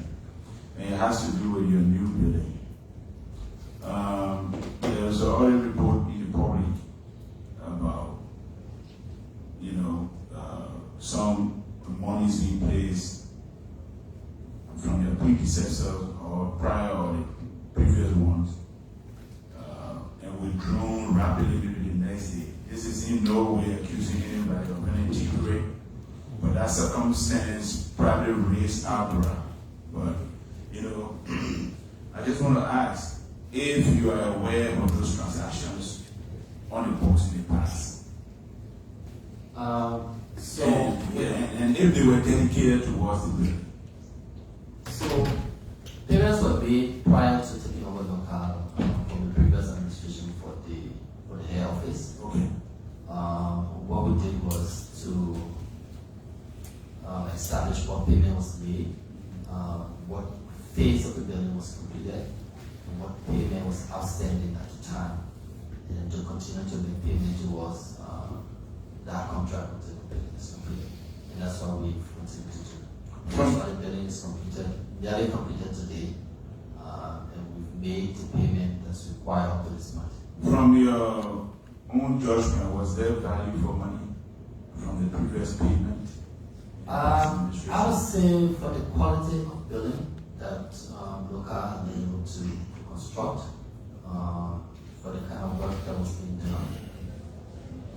And again, I'm not a civil engineer. I don't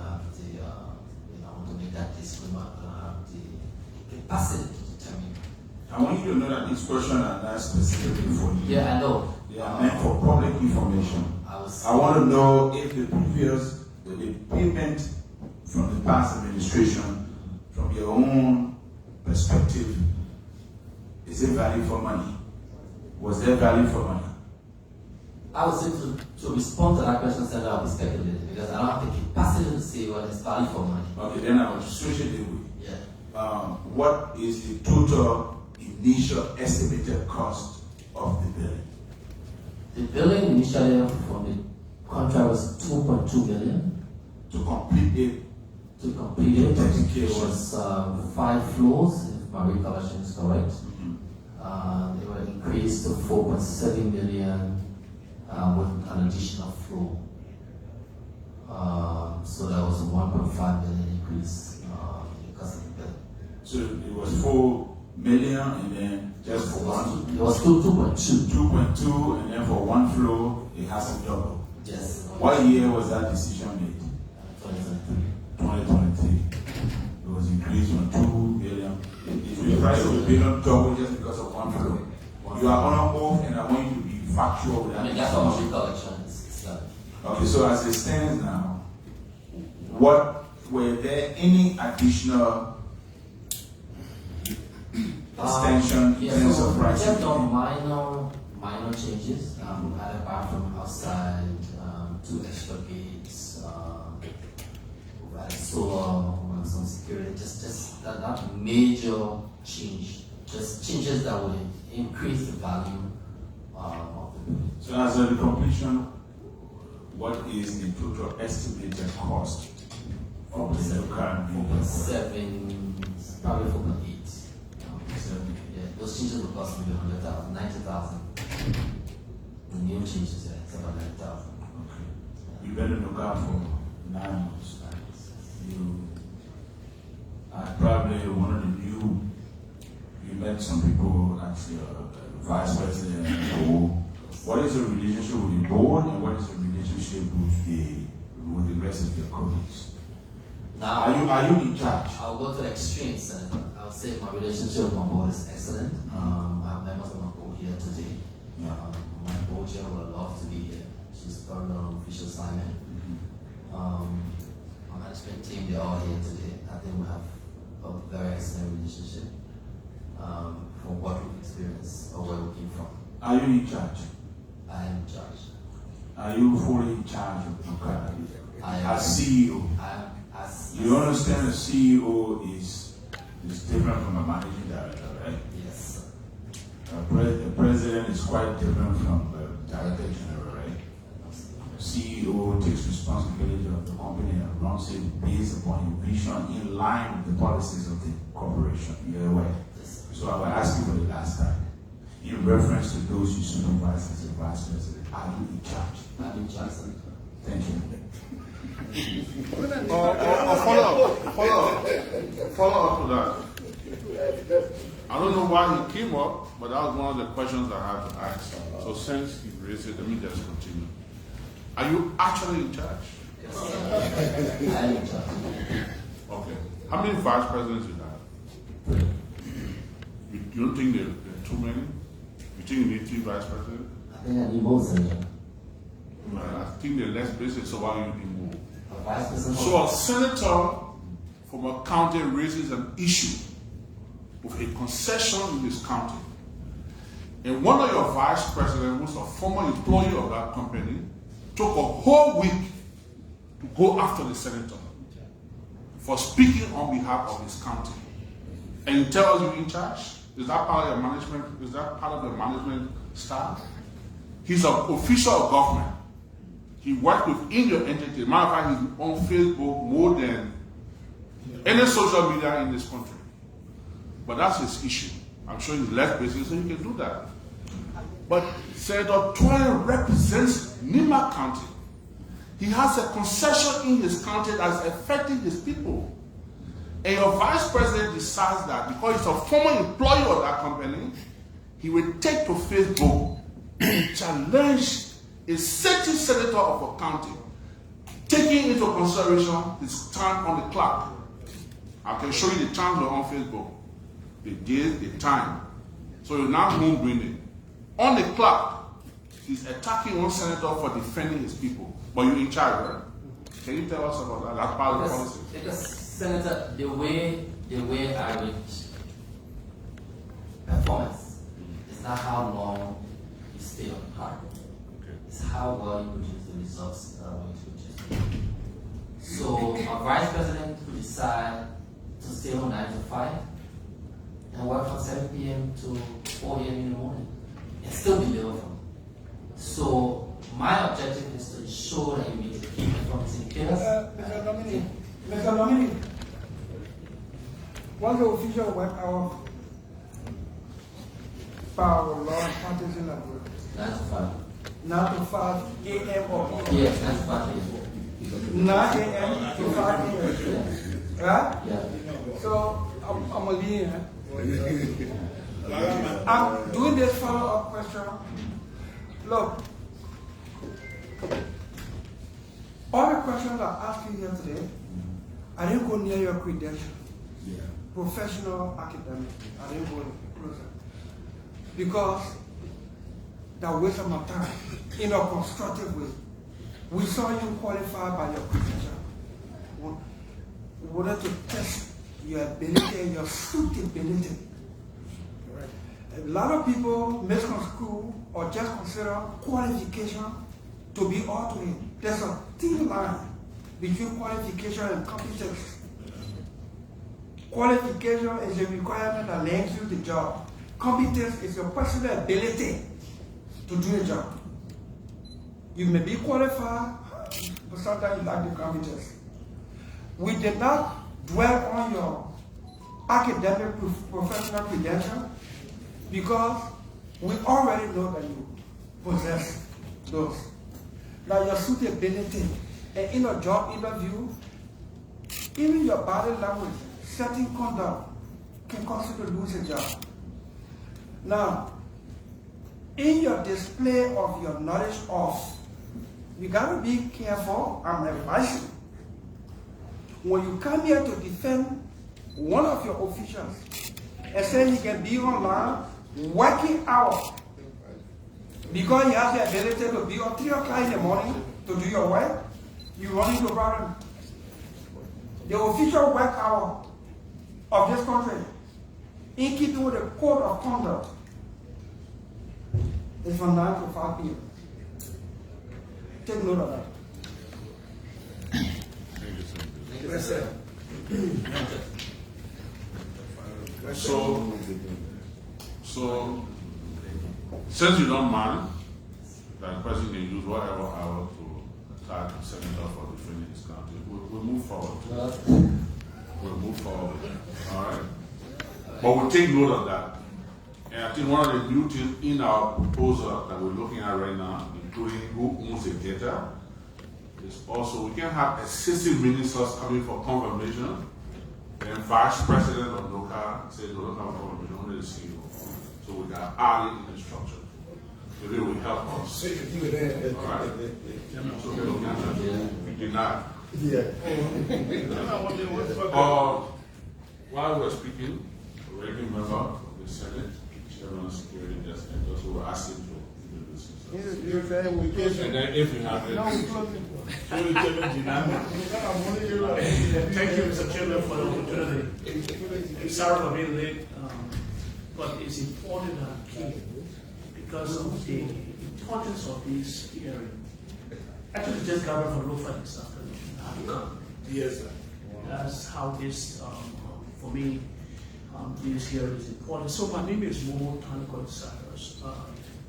I'm representing the Lofa County. Like you said, I chair the National Security Committee. That comprises of defense, intelligence, security, and veteran affairs. And I'm also a ranking member and member of the leadership of the National Senate. For me, I want to say thanks for the president nomination. I know these wonderful people have quizzed you. I have expressed confidence in these people sitting behind here. And so, if you get confirmed, I wish you all the best. I do not want to ask a question because maybe a colleague of mine may have asked the question and there will be a repetition. I don't want to do that. Yeah, so I say thank you for coming to this program. I hope your questions were satisfactory to the committee member chaired by our friend and brother, Senator Snow. I wish you all the best if we get confirmed. Thank you.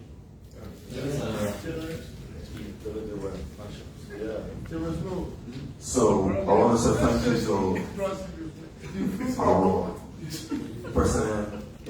our President-Designate for NOCAL, and I want to say to you that the people of Bon County, we are proud of you as our son.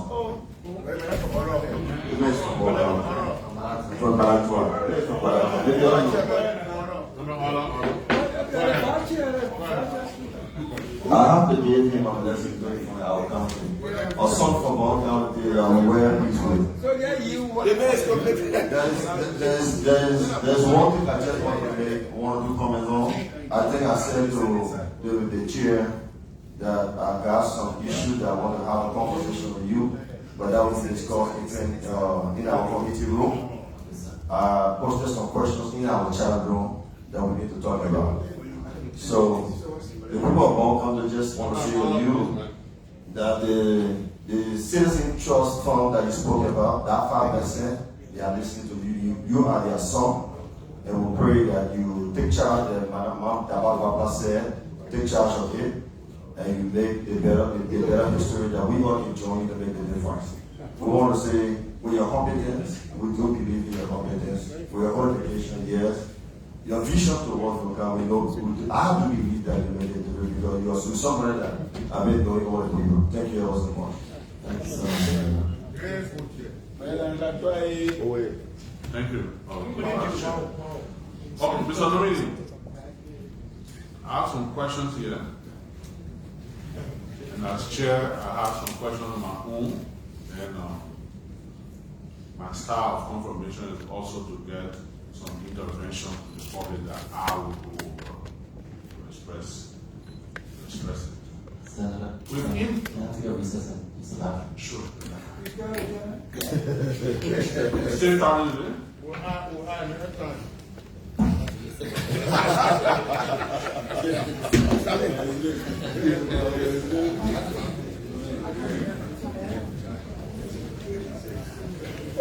For the chair. Oh, you want to go back home?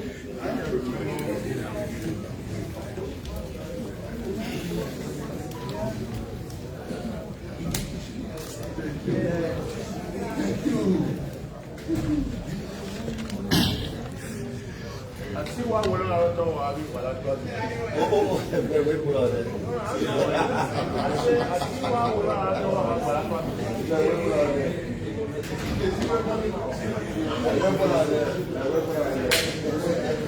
Doing? Come on, do.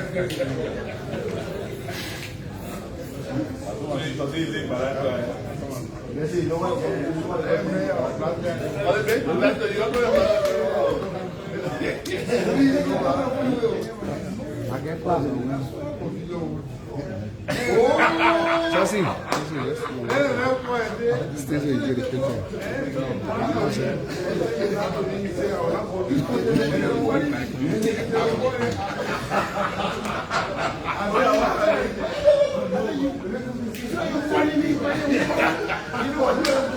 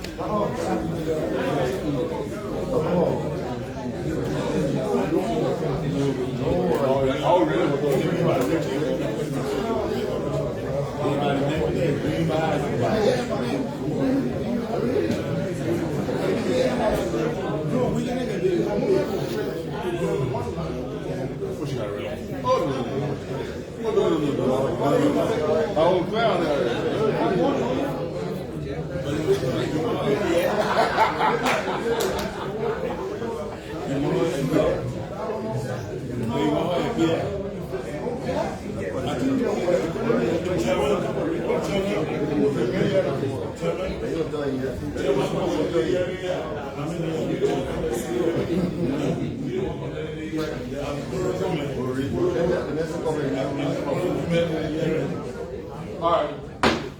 Here is room. Thank you. So let me. So I got a lot of questions for you. You served for 8 months. 8 to 9 months. Unofficial record shows that in that period you employed additional 50 staff at NOCAL. Correct. Yes, sir. How many have you? Probably around 6 to 8. 6 to 8. Yeah. Okay.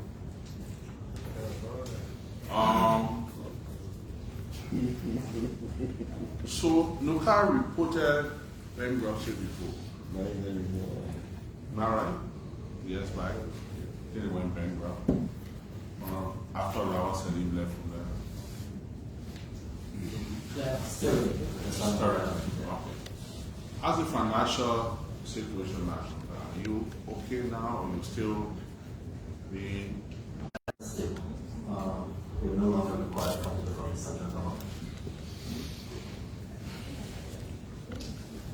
Information says that your current wage bill was about 78,000. Then it went to 120,000. Then it moved up to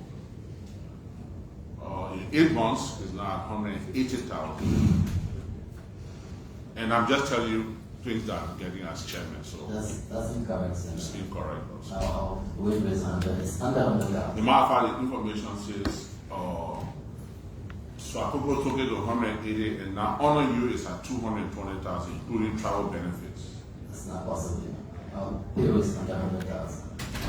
Okay, no, say you have spent 220,000 on traveling expense. Okay, that's not true, right? That's also incorrect. None of our travels are paid for by partners, so we don't directly pay for travel. Minimum travel paid for. Okay, but we'll talk about the rattle deal. You spoke and said that they don't ask you about the technical capability. You mentioned the financial side. Which comes first, the financial or technical? Financial. Because you can buy technical capacity. Okay. When you have money. All right. What's your vision? What do you intend to do? You told us in your presentation.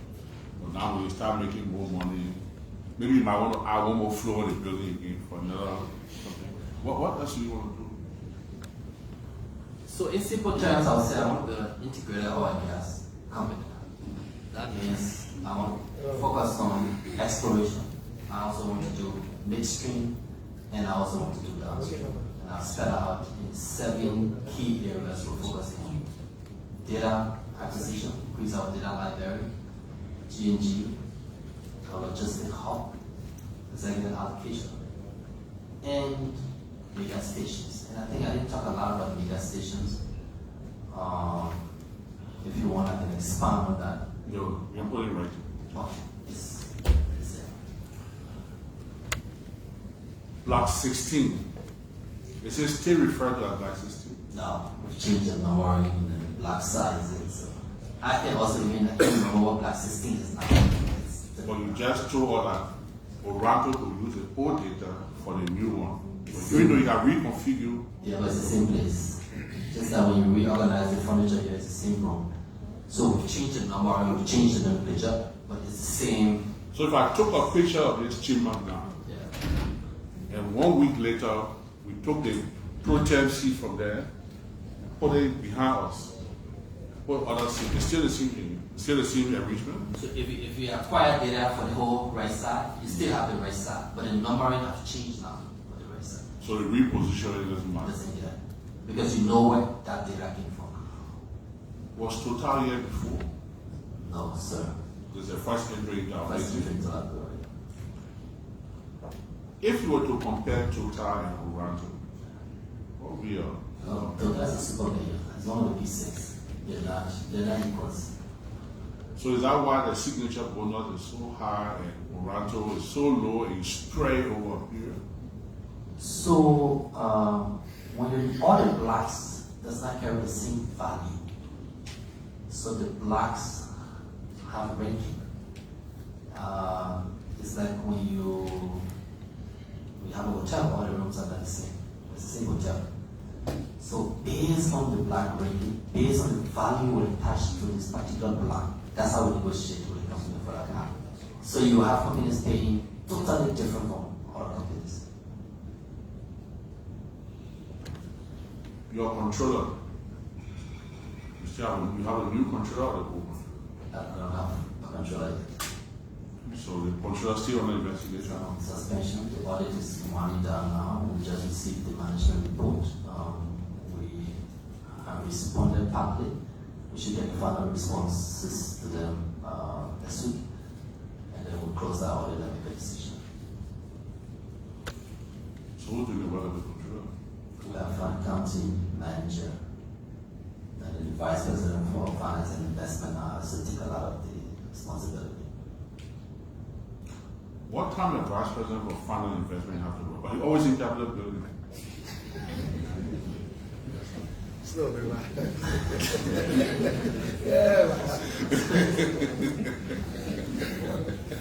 Part of the investment function also. There's a catch it. You have to come and see whether you're rectifying everything. Mr. Nominee, I like you. Coming for that thing, one day Ross said he said, I fought him, he said, I didn't make it.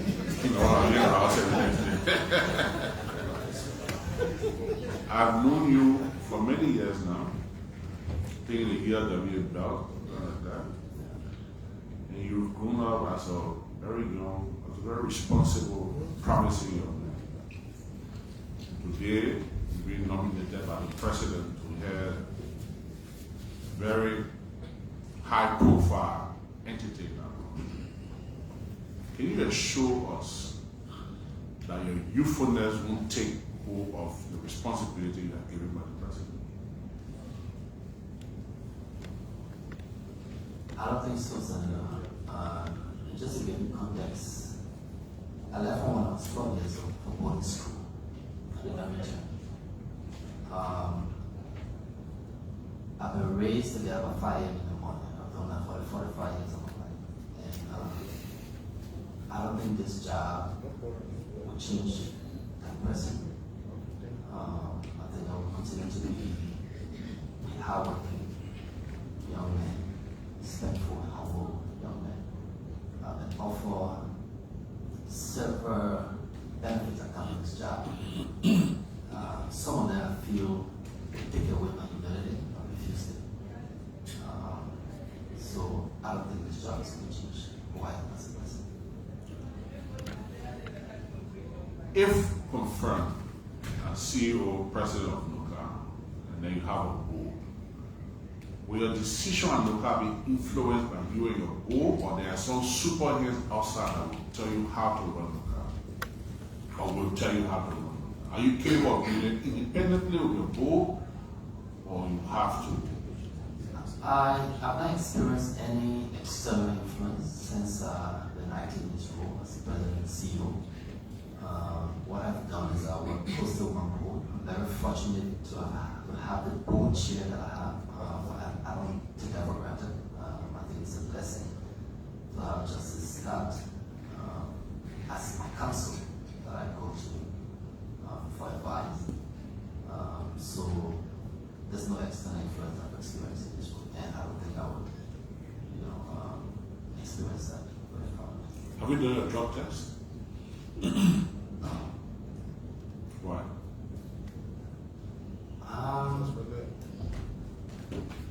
I think we had the Vice President of Administration had raised and scheduled sometime last month, and then I traveled for the JOCB. Have you done the drug test? No, sir. Okay, then the question. What do you intend to do? It's been rescheduled, so I just need to check with the Vice President of Administration what is the new date. To do your own drug test to check if you get drug or not, you have to check with somebody? Sometimes it's very relevant, Senator.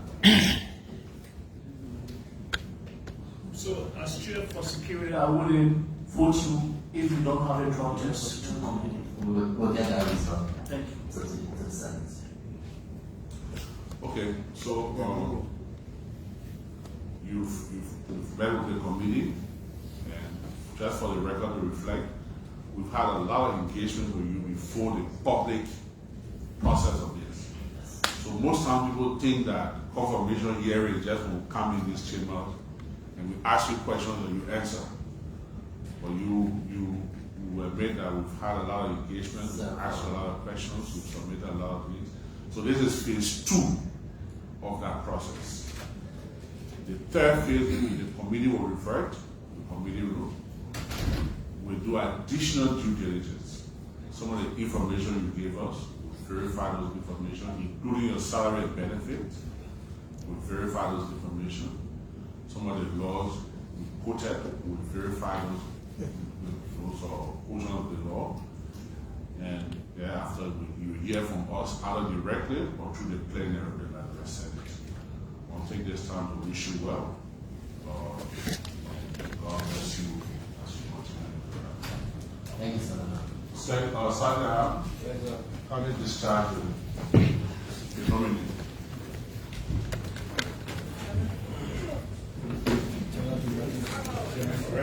Thank you, sir.